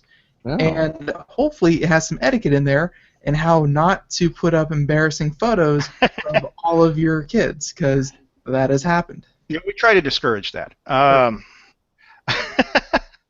and even embarrassing photos of yourself. I mean, there are things you don't want to see from your grandparents there. But Right. yeah, we've been doing a lot of books for seniors from Q Publishing, and most recently the books have all been endorsed by the AARP, which is really great. So if you're an AARP member, you're going to see these books on the website and stuff, which is really nice. So we've done my Windows 10 PC for seniors. My social media for seniors is coming out very shortly. I did my Facebook for seniors. I'm doing what am I writing today? My internet for seniors. That's right. And social media for seniors is kind of interesting because, if you look at most social networks, and we'll take Facebook as a good example. Facebook started out as a thing for college students. We all saw the movie, right? My Social Network. It started out in the dorm, and Jesse Eisenberg did it, or whoever he was supposed to be playing in that movie, Lex Luthor, whoever. But it was a thing to connect college students at one college, and then it moved to other colleges, and they opened up the age range lower and higher over time. Well, now, Facebook is 10 years old now? Is that about right? Mm. And right. The interesting thing is the largest growing demographic on Facebook is 50 and up, and has been for a number of years. In fact, there are now more people 50 and up on Facebook than there are 21 and under. Now, is that safe to say? Because does Facebook track, the under 13 age group, or is it just 13 to 21? Yeah, it's supposed to be. You've got to be 13 theoretically to use Facebook. So that's not counting illegal middle schoolers. But right. But what has been happening, and this has been happening over a couple of years now, is the youngsters, even though they may still have Facebook accounts, they're using Facebook a whole lot less. Whereas their parents and grandparents are using Facebook a whole lot more, and are even more active users than the youngsters are these days. And why might that be? Well, it very well might be because there are so many more older people on it. It's not cool anymore. If you're a kid in high school or college, how cool is something that your grandmother uses? Exactly. Yeah. Not much, right? And plus, Facebook. We've had this conversation about Facebook over the years. Well, is Facebook, ever going to go away? Is it ever going to be supplanted? And it's certainly not going away, and it's as big as it ever has been, and they're bringing in more money than they ever have been. But the usage is changing. And instead of having a bunch of 18 and 20-year-olds using it and being on it constantly, which is the way it was maybe 3 or 4 years ago, now these 18 and 21-year-olds, they might check in every couple days, right, instead of checking every day. Their grandparents, however, who used to check in once a week, now are probably checking in once a day. That the whole usage patterns have kind of been turned on their head, and as such, Facebook gets used for different things. For the youngsters who used to use Facebook essentially as their operating system, they just did everything within Facebook, now they just basically are on it kind of because they have to. They're on Facebook because their family members are on them and kind of expect them to be on Facebook. Whereas the older people are on it and really using it as a connection to get reconnected with old friends, people they used to work with, people they went to school with, whatever, and to connect to their family also, whether it's sharing pictures or news about family events. So, the different generations use it differently, but as such, the usage patterns of Facebook is changing because the demographics are changing. The demographics are changing for absolute sure. I find myself using it less and less, and just more. Let me check and see if anyone messaged me. No, okay. Let me see. If there are any recent big events, like if someone got married or if someone did something, had a baby, something big. You kind of check for those big announcements, but your day to day. We can talk about some of the other things that are driving, I would say, the younger generation away, and obviously Facebook still does what what older people still want it to do beautifully, which is share, connect, and that kind of thing. But the demographics are changing. At the same time, they're definitely expanding. I believe it was like less than a month ago that Facebook celebrated for the first time ever. Now they've had over 1 billion accounts for about a year now, I think. Like they've reached that milestone. but it was like some Monday a couple weeks ago that they announced that for the first time ever, they had 1 billion unique accounts active in one 24-hour period. And that was a huge number that showed that I think it really cemented to a lot of people that, okay, you can say Facebook is dying, the younger generation really isn't interested in Facebook, it's, Facebook has a lot of problems, but then when they come out with a number like 1 billion people in a 24-hour period, that is a staggering amount of people for any service, let alone a social service. No, you're absolutely right. But so then you say, well, where is their growth coming from? Right. Well, it's coming to some degree from older people, all right? But even that is starting to plateau to some degree now. Where it's really coming is overseas, out of the country. I mean, if you're talking 1.5 billion users, which is what Facebook claims now, well, we don't have 1.5 billion people in the United States, period. So where are these people coming from? Well, they're coming from China, they're coming from Japan, they're coming from India, they're coming from wherever. So that's really where they're getting their growth now. And what I don't know is what the demographics look like in those countries. All right, I don't know whether it's younger Chinese or older Chinese doing it, but they're getting a lot of their growth from outside the United States now. The United States growth plateaued a long time ago. Right. But there's so many. There are counterparts to, some of these services. Certainly, there's a counterpart to Google. And what's Chinese called their search engine? It's what, Bing? Not Bing. It's no. And then there's. Wait, are you talking about Google Plus? No, it's nothing to do with Google, but it's Why'd you say Google? It's a Chinese search engine. Baidu. Yeah, there you go. Right, exactly. And there are counterparts to things like Facebook in China, and so. Although I think WeChat seems to be like the really big competitor to Facebook. It's not it's not a one-to-one comparison, but WeChat seems to be like the social media platform. Oh, hey, we're at the bottom of the hour. Okay. Well, we're going to take another break. We have another brand new news tips bulletin review from Marty Winston on Double Image. Sounds intriguing. And Mike Miller is going to stay with us obviously to the end of the show. We're talking about social media for a seniors book that he just came out with. He's putting the finishing touches on. We'll continue on with him. This is the Computer America Show. We'll be right back. Stay with us. Hi, this is Craig Crossman, host of the Computer America Show. You have important meetings to schedule. Your company's getting ready for its IPO, and you're in charge of the PTA fundraiser this month. So how do you coordinate everyone to be available at the same time? Are you still using emails, phone calls, even text messages to schedule meetings with a group of people? How's that working out for you? Not so great, huh? It's a fact that every day, millions of people suffer from scheduling headaches. Well, with Doodle, scheduling meetings with a group of people is quick and easy. With Doodle, you can easily propose available times to each member. Each one checks off the times that they are available, and then you simply pick the time that works best for the group, all in an easy-to-read display that integrates with your existing calendar. Nothing could be more simple. Give Doodle a try for free, and like millions of Doodle users, you'll truly see how easy it is to find the perfect date and time for all your meetings. That's www.doodle.com. Looking for a best friend? Brother Wolf Animal Rescue has your best friend waiting just for you. The mission of Brother Wolf Animal Rescue is to help build a sustainable, no-kill community where no dogs or cats are ever killed for population control, where true euthanasia is reserved only for animals who are irremediably suffering, or for animals who are truly a threat to society and with no hope of rehabilitation. Brother Wolf staff and volunteers go door to door, neighborhood by neighborhood, to educate citizens about local resources available for at-risk pets and to help their families connect with those resources. Brother Wolf's community-based approach to no-kill helps keep family pets healthy, happy, and in their homes and out of the local shelter system in the first place. For more information or to make a tax-deductible donation to this wonderful 501c3 organization, visit their website at www.bwar.org. Help to realize Brother Wolf's vision when no animal is euthanized for lack of a home. Who's a good boy?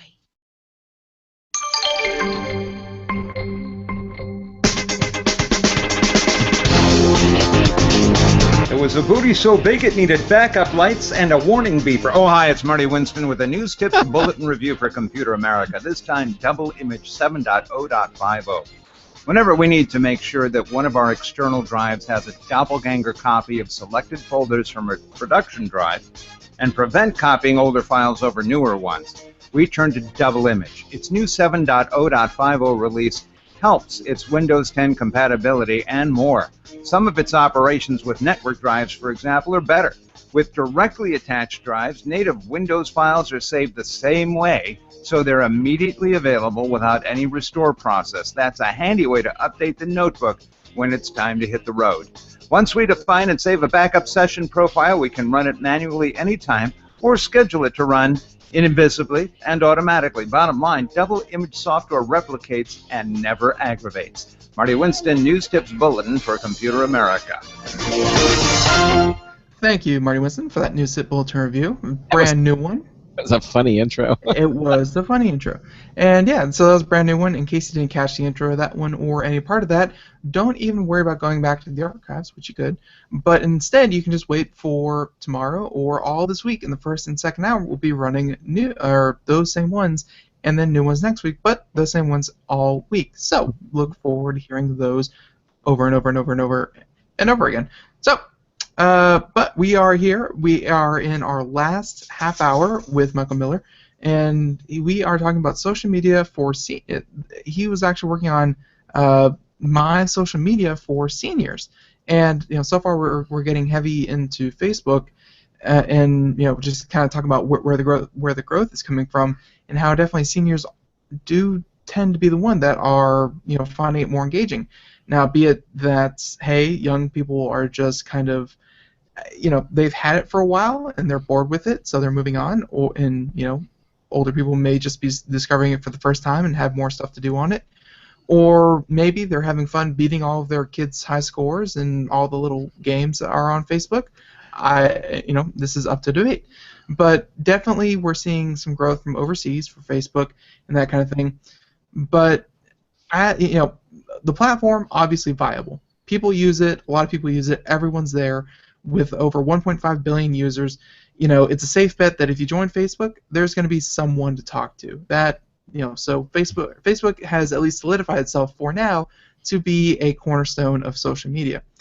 So what exactly are you aiming for this book to be? Is it how to use Facebook, how to not do faux pas? What other social media platforms should we use? What does this book kind of explain about Facebook? Well, first off, the target of the book is seniors, and, as the AARP defines them.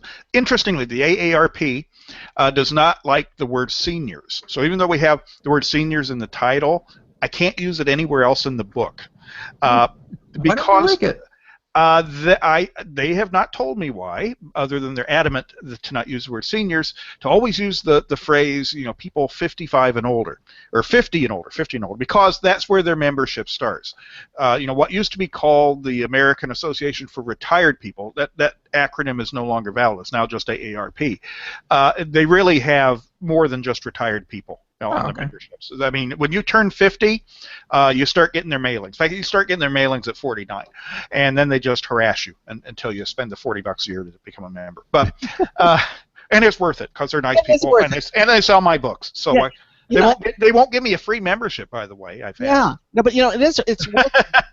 I've gotten more discounts in more places than I had realized just by flashing the AARP card. Yeah, it really is kind of a good deal for what you pay for it. And they're good folks, and they have a lot of good resources online, especially on their website. But anyway, so they define their audience as 50 and older. So that isn't necessarily seniors. It isn't necessarily retired people. It's I'm not retired and I'm over 50, so there you go.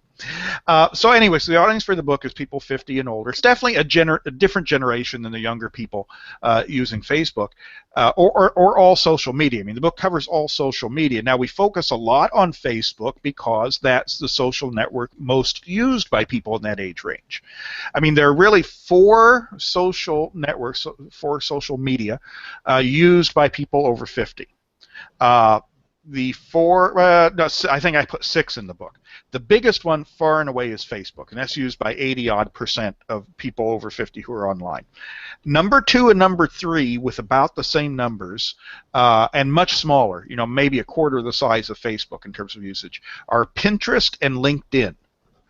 that have very different user bases and very different reasons that people use them.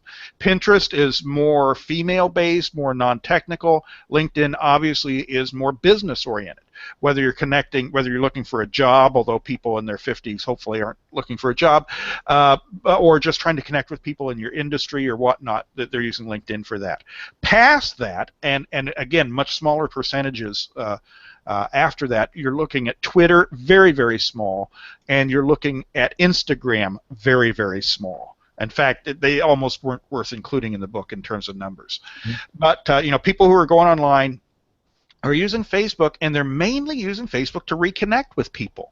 We talked about 1.5 billion people on Facebook. If you're looking for someone you used to go to school with or live down the street from or used to work with or whatever, yeah, you can Google them, yeah, you can go on LinkedIn or whatever, but with 1.5 billion people on Facebook, that's got to be the first place you look. It's the biggest pool of people, right? If you're looking for someone, go on Facebook first. Chances are they're there. Yeah, but chances are there are also like 15 different people with the same name. Well, that's true. Try looking for Michael Miller. Okay, I hide in a crowd because there are so many of me. When I was born, for a couple years there, Michael and Miller were the most common combination of first and last names in the late 50s, early 60s. So I hide in a crowd. But fortunately, Facebook offers some fairly robust searching features, people searching features. You can go on Facebook and you can search for people by name, okay, and then you can filter it. You can filter it by hometown, by current city where they're currently living. You can filter it by high school, college, grad school, place of employment. So if you knew a Michael Miller who who grew up in Indianapolis and went to Indiana University, you can filter that down pretty quick, and you might find me. You'll find 20 of me, but still you can narrow it down that way. And if you're just looking period, say, hey, I used to work at wherever, 3M. All right. Just search for people who used to work at 3M, and you'll find them on Facebook. It's fairly. They make it nice and easy to try and find people. So from that standpoint, Facebook is great. And then once you find people, you can get caught up with them. You can share photos.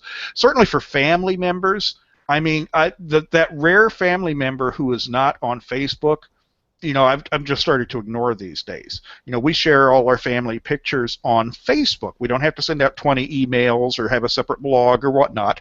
We just put them up on Facebook, and we assume that everybody's looking at them and watching them. So, Facebook becomes a community for people, certainly of a certain age, but also for youngsters. Why are the youngsters on Facebook? So they can keep up with their family members who are all on Facebook now. So, your Aunt Agnes is going to share her, pecan pie recipe or pictures from the picnic or whatnot. You're going to see that when you go up on Facebook now. So people of a certain age, that's how they're using Facebook. They're really not using it, as a means of constant communication the way that young people used to do it. Young people are now moving off of Facebook for that. They're using more instant messaging type services like Kik or whatnot. That's kind of become a replacement for Facebook for a lot of younger people. If you want to do constant communication with people, you don't do it on Facebook anymore. You do it on another service. When I first heard of you, Mike, and I went, wow, because a good friend of mine was a radio talk show host in South Florida. His name was Mike Miller, and I thought you were him until I saw you. And I went, nope, that's not him. Sorry, no. Up until we did Google Hangouts, you didn't know I wasn't him. Yeah, exactly. Well, the one for the common name thing, there is at least one other Michael Miller in the tech industry, Michael S. Miller, I believe, who used to be an editor at PC Magazine and still does a lot of tech stuff out there. Back in the day, when I used to do a lot of conferences and stuff, we'd always end up at the same conferences. I'd go in and find that he was checked into my room, or I'd get his rental car or whatnot. One time I got his rental. No, one time I had a rental car. I left stuff in the rental car, okay, that I needed. The rental car company, Hertz, whoever it was, got the stuff out of the car and called the other Michael Miller, who had also rented a car with him, and sent my stuff to him afterwards. Right. So he had to send it to me directly after that. Did you become good friends afterwards? Or No, he's a nice guy. We've talked once or twice over the years, but that's about it. Well, I think even for them, it would get too confusing. Yeah. Okay. But since I've been on Facebook, I've reconnected with a high school guy I went to high school with who shares my exact same name, Michael Lee Miller. We went to high school together and lost track of him over the years. Well, now we're all on Facebook, so we're connected again. I mean, there was one time when I was in college, I went to Indiana University. I don't know where he went. He didn't go to IU. But we were both in the music programs, and if you're in the music program in college, you have to have a tuxedo, because you're playing classical programs and stuff. Well, I went to the dry cleaners to pick up my tuxedo during Christmas break, and I got his tuxedo by mistake. I was like, I can't get away from this guy. But he's on Facebook now. So. Well, dispel a myth for me. A lot of people out there won't go onto Facebook because they've heard things like that process servers can now issue subpoenas via Facebook. Is that true? I would think not. No. You still have to kind of do that sort of thing in person. Now, that's not to say that people can't track you down. If I'm tracking down an old friend of mine, there's nothing to say that, not that I have an ex-wife, but if I had an ex-wife that her lawyer couldn't track me down online via Facebook, that's not to say that employers don't go on Facebook to check your stuff, even though they're not supposed to. They do. I mean, Facebook is a primary way to find people, whatever you want to find them for. Someone stalking you, Craig, could probably find out a lot about you by going on Facebook. So, I mean, that can happen. It isn't just friends and family, and we talk about that in the book also. I mean, when you talk about the things you do or don't do on Facebook, I mean, the one thing you never do is tell people where you're at. I mean, and it's bad because Facebook encourages it, right? It's got the little button there, click place. And so it automatically dials up where you're at, but you don't want to tell people where you're at. You don't want to tell people that, oh, I'm on vacation in the West Indies for the next 3 weeks. That's just an invitation for people to visit your house while you're not there. If you've got somebody stalking you, you don't want to tell them that you're eating dinner at this restaurant tonight because they could come and beat you up. I mean, you don't do that, but people do that, and that's something I'm trying to train people not to do on Facebook. It's great to tell people about what you did, but you really shouldn't use it to tell people about what you're doing. Well, isn't that what Twitter's all about too? Yeah, and Twitter. I'm not a Twitter fan, and certainly older people don't use Twitter near as much as younger people do. I'm such a place right now. I'm in a restaurant. Yep. I'm eating. So I'm going to the bathroom. I'm putting saccharin in my tea. Yeah, that's right. Exactly. So you guys forgot all the hashtags. How are people supposed to follow the conversation? Hashtag pooping now. There you go. But again, that gets into whatever social medium you're using is really what sort of things should you post and what shouldn't you post. I mean, the big rule of thumb is post stuff that other people actually might be interested in. And the fact that you're drinking tea or going to the bathroom or watering your plants or whatever is probably nobody's interested in that, really, honestly. Isn't this the same phenomenon when people had webcams, they pointed it toward the refrigerator, or pointed it toward their fish tank, so they could watch. When the webcams first came out, everybody was using them to point at different things about their home, not realizing that people could use those webcams to kind of stalk and survey their house, Yeah, I want to steal that. That looks good. It's like catalog shopping. Yeah. Was it sort of like that? I mean, webcams when it first came out? I mean. Oh yeah, and God forbid that you don't publish the blueprint to your house online with something too, which I've seen people do. I mean, we were talking earlier about the gullibility of people who get taken by online scammers. But with social media, there are a lot of people who just don't think about this stuff. I mean, we've talked about younger people who posted embarrassing stuff that they don't want their parents to see or their teachers or their employers. But older people do the same stuff. I snuck out of the office today and I'm playing golf. Well, somebody's going to see that. You don't want to do that. Or the one I like is, you're on some sort of committee somewhere. Because you get older, you serve on more committees, neighborhood committees, church committees, whatever, and you start complaining about the boss of the committee or the other people in the committee. These people in this committee are such idiots, and this guy who's running it doesn't know what he's doing. Well, you think that might get back to him if you're posting it publicly for 1.5 billion people to read? It might get back to those people. And unfortunately, people of whatever age get on social media, whether it's Twitter or Facebook or whatnot, and they tend to think of it as a kind of a private diary or something, Well, they treat that way. What was the guy? They made the marijuana legal in some state, and so he says, "Oh, here I am. I'm smoking it now. It's legal. Wonderful." And his boss, and then he's fired. The boss saw it. He didn't like it and fired him. Yeah. It was perfectly within his right to do it, whether it was legal or not. So, do you go over in your book about things that you should share and things you should not share? I have a whole chapter on that. Oh, perfect. Yes. Whole chapter. And and it's funny, you know, and when I did books for younger people too, I have similar chapters, and it's mainly the same stuff, although with maybe a different emphasis. You know, if you're a younger person, you probably have to put a little bit more emphasis on you don't post pictures of yourself passed out at the party last night. You know, generally for a 55-year-old, you don't have to post that warning, But there's still the stuff, you know, don't post embarrassing pictures of your kids or grandkids. Don't post embarrassing pictures of yourself. Don't talk about your personal marital problems. Don't complain about your boss. Don't, you know, all that stuff kind of applies no matter what age you're at. You just got to, you know, it's like everything in life. If people just stopped and think about it a little bit, you do the right thing more often than not. But it's when people don't think about what they're doing. That, oh, I'm just so excited about this, I got to tell the world, or this is cool, this is funny, here, let me post this picture. That's when you get into trouble. Either because people, you know, don't care about it, or because it's something so totally inappropriate that you shouldn't tell them about it. I mean, I had a friend once who's now deceased, who at one point I'm reading on Facebook, and he starts talking, and it was a post from one person to another person on their wall, which was still public, okay? And so, how you doing, you know, Uncle Lloyd? And Uncle Lloyd said, oh, you know, Linda and I are really having problems, and we're done. She's moved out of the house, and this and that. And I go, I didn't want to know this, you know. I mean, that might have been okay in a private email, but I did not want to, and neither did, you know, the 200 other people who follow him. They didn't want to know that. Yeah. But and this was a guy who should have known better. You know, you get involved in it, you think it's a private thing, and it's not. It's a public thing, and everybody can read what you post. Why do people think that Facebook is supposed to be some sort of a private thing? It's never been advertised as a public thing. You know, it's always been public. Facebook does a pretty good job of marketing their product, which is, this is your space. This is your Facebook page with your pictures, your comments, your friends, your everything. But of course, if you go to any website, listen to Computer America, go to anywhere, and you'll hear, well, you know, Facebook is collecting all of your data and as much analytics as they can, and they're going to sell you piece by piece in data form, which, you know, people kind of are okay with at this point.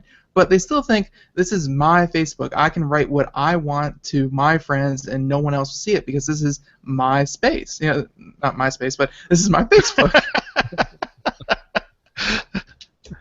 But you're exactly right. There's another, a woman I went to high school with, who is always posting about how her husband is treating her poorly, and you know, these kind of pity posts. You've seen them before. Oh, my life is horrible, and just this horrible thing happened, and you know, basically wanting people to say, oh, well, we're so sorry, life is rough for you, we're so sorry. Okay, fine, but she's posting about how awful her husband is to 100 or so people who are reading her feed. Don't you think at least one of them knows her husband? Right. Don't you think that people actually talk outside of Facebook about stuff they see on Facebook? It's like, you're not thinking this through. But you're right. You get on that, and you're posting, and you're seeing your friends, and you're only seeing your friends, and you're seeing this stuff. You get into your mind that it's a private thing, and it is anything but a private thing. It's a giant party line, folks. Yes, exactly. Even if you've got your privacy settings set to friends only, but your friends have other friends, and your friends talk to other people, and they have a telephone, and they talk, and you know, it. Just think of, they shouldn't have called it Facebook. They should have called it, you know, party line, you know, party book or something. Because it is. It's a giant party line. Everybody's going to hear and see what you're saying, and you need to not say anything that you wouldn't say, you know, in privacy. You just need to know that everybody is listening, and don't put private stuff on Facebook. You know, when I write for younger readers, I say, don't post anything that you don't want your parents or your teachers or your boss to see. You know, for older readers, I can leave out the teachers and parents pretty much, but you know, don't post anything you don't want your kids to see. Don't post anything you don't want your neighbors to see. Don't post anyone you don't want the church lady to see. You know, that's the basic rule of thumb there. And if you can get it past the church lady, then it's probably okay. Maybe they should call it the confessional book. You know? But I guarantee you, out of the tens of thousands of people who will buy this book, there will be some of them who still go out and post pictures of themselves, drinking when they should be working, and pinching their neighbor girl's rear end, or whatever it is, that they're still going to do it because that's what people do. Even when they buy your book, they're still going to do it. I am apparently that poor writer that people don't follow every word of advice I give to the letter. And that just causes me no amount of consternation and distress, and I might not ever write another book because maybe Mike Miller's Facebook gospel. You have to. Maybe there's too many words. Maybe you just need to whittle down the articles. The of, the these, and that kind of thing, and just do big bold letters. Well, I have pictures in the book with the big circle with the line through it. I do. It's in there. Don't do this, I say. The only place to go from here, I guess, then, would be pop-up books. So, I guess. With a big circle with a line through it. Exactly. Don't pull a tab. It's just a guy wagging his finger. Well, the thing, people of whatever age who are getting on social media, especially older people who are less familiar with it, or maybe more, less familiar with the technology, more gullible, whatever, they do need the help. I mean, I get questions all the time, and that's why I write books like this. And some people will read them, and some people won't, and some people will follow my advice, and some people won't. Hopefully, they'll follow the majority of my advice and have a little bit better time online than they would have had otherwise. Isn't this all going to change, though? From generation to, I mean, we're getting to the point where the generations are now starting to grow up with this stuff and know this stuff. It's not like I mean, isn't that happening? Yeah, I mean, the use of technology definitely changes from generation to generation, which is why a book series for seniors makes sense now, because their usage is so different from younger generations. But younger generations do their own dumb things. I mean, every generation does. I mean, we cannot discount the rampant onslaught of societal stupidity. I mean, it's just always there, no matter what age you're involved with. People do dumb things. They don't think it through, and they just do different dumb things. So you talk about, if I'm writing a book for teenagers, I'm discussing things other than Facebook, of course, and I'm discussing other things that they may do dumb.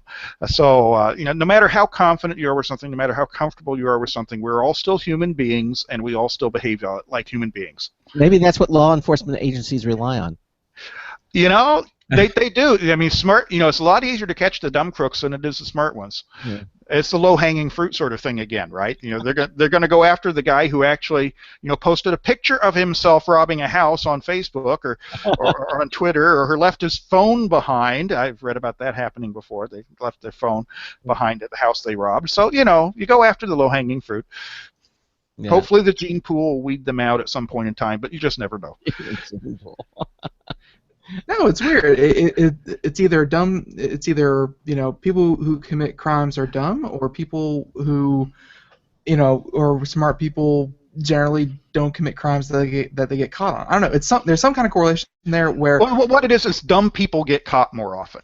So the smart criminals we may not ever hear about. They're out on the Riviera someplace enjoying their spoils, but the dumb ones who get caught, we hear about them. Mm. But it's like these people who ripped off my mother-in-law. They put the money in the same bank they took it out of. They probably got that tracking number. They're like, "Oh, this is gonna be easy. We'll get this money in 2 days." Can I have it in quarters, please? Oh my gosh! Hey Frank, we can just direct deposit this thing. We don't have to cash it. This is awesome. I can use my iPhone to take a picture of the check and mobile deposit it. There you go. Yeah, exactly. Oh, look, I took a selfie of me. See, this is what I did. Look guys. Depositing the check. I ripped the person. I don't know. We laugh, but unfortunately, it's true. I mean, this happens. This happened. I mean, what I'm describing here happened. This is the real life, folks. So, well, we don't want to make crooks smarter. We want. No. I mean, crooks. It's like you read your PayPal email earlier, your phishing email. Yeah. That was a lot better written phishing email than one you might have received 2 years ago. So the crooks maybe do get smarter too, and they learn how to pull the scam. I mean, look, if you run the Nigerian letter scam often enough, you're going to get it. You're going to refine it a little bit, right? And so even dumb people, even criminals, can learn from their mistakes. And there are smart criminals. I mean, there are some more elaborate scams out there than the ones we've been talking about, and those are harder to protect yourself from. But if you can protect yourself against the easy scams, the low-hanging fruit scams, then you know it's an 80-20 rule. You're beating most of them right out of the gate that way. Yeah, that is true. Wow, we're almost out of time, really. So they can get these books. Where can they get them? You can steal them from your local bookstore, or you can use illicit funds to order them online. Go to millerwriter.com, M-I-L-L-E-R, writer with a W.com, and all my new books are listed there with links to buy them from Q or from Amazon or wherever. But if you got a local bookstore and they stock them, that's where I would prefer you buy them. We've got to keep the local guys in business. Right, exactly. Why? Maybe, I don't know. I guess we got to keep the guys in business. Yeah. We got to support the little guys. We do have to support the little guys. Yes, you're right.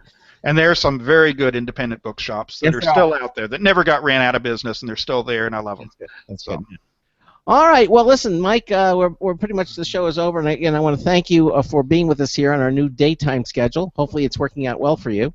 And I mean, things are going great. And we'll have you back on the 26th of October, which is the last Monday of next month, with more 90 stuff to talk about. seconds.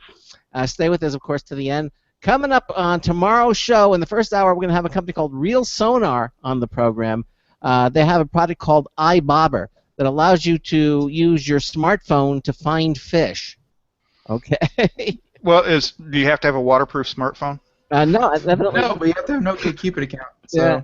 Yeah, exactly. It's called the iBobber, and basically you can capture all your stories, and like the one that got away, and now you can find out exactly visually. It's a very cool product. 60 seconds. And then the second hour, Handscape. We're going to talk about the Handy Case, which basically uses a technology that users use to see devices behind the device that you're holding without obscuring it, so you can see your hands literally behind the device.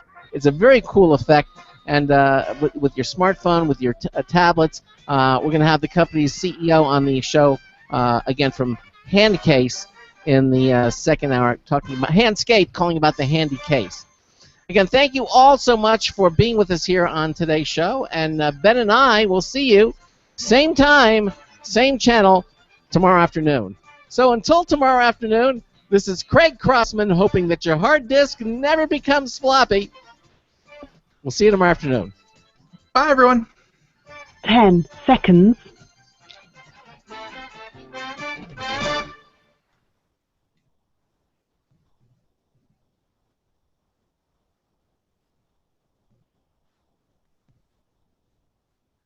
Thank you for using Blog Talk Radio. Goodbye. Okay, everybody, again, thanks so much for watching us on our live streaming video. Mike, thanks again for being here with us. And we'll see you again tomorrow afternoon. Bye-bye. Thanks, Mike. Bye, everybody. Thanks. Bye. Bye-bye.